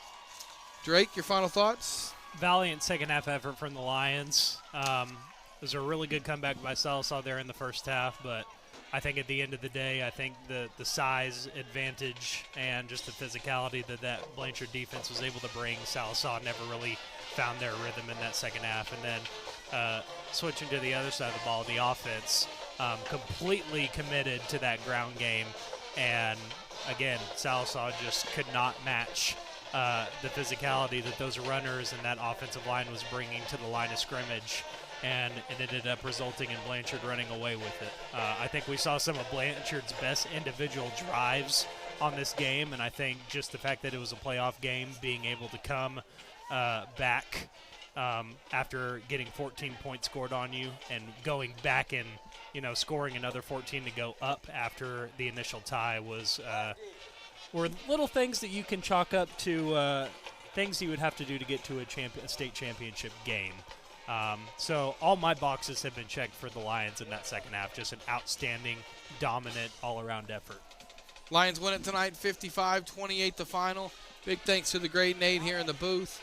Everyone that helps get this broadcast going, both on the stream and to Reeves Mitchell, who's back at the radio station tonight as well. Big thanks to him also. For Drake Vitito, I'm Todd Lisenby. Final score tonight, Blanchard wins at 55-28. The Lions advance to the semis against the Poto Pirates next week at a location to be determined. We will be there, and we hope you're there with us. If you're not, we hope you're right back on the stream next week to watch us as the Blanchard Lions win it tonight for one last time here from the Oscar Brooks Sports Complex. This is Blanchard Lions football.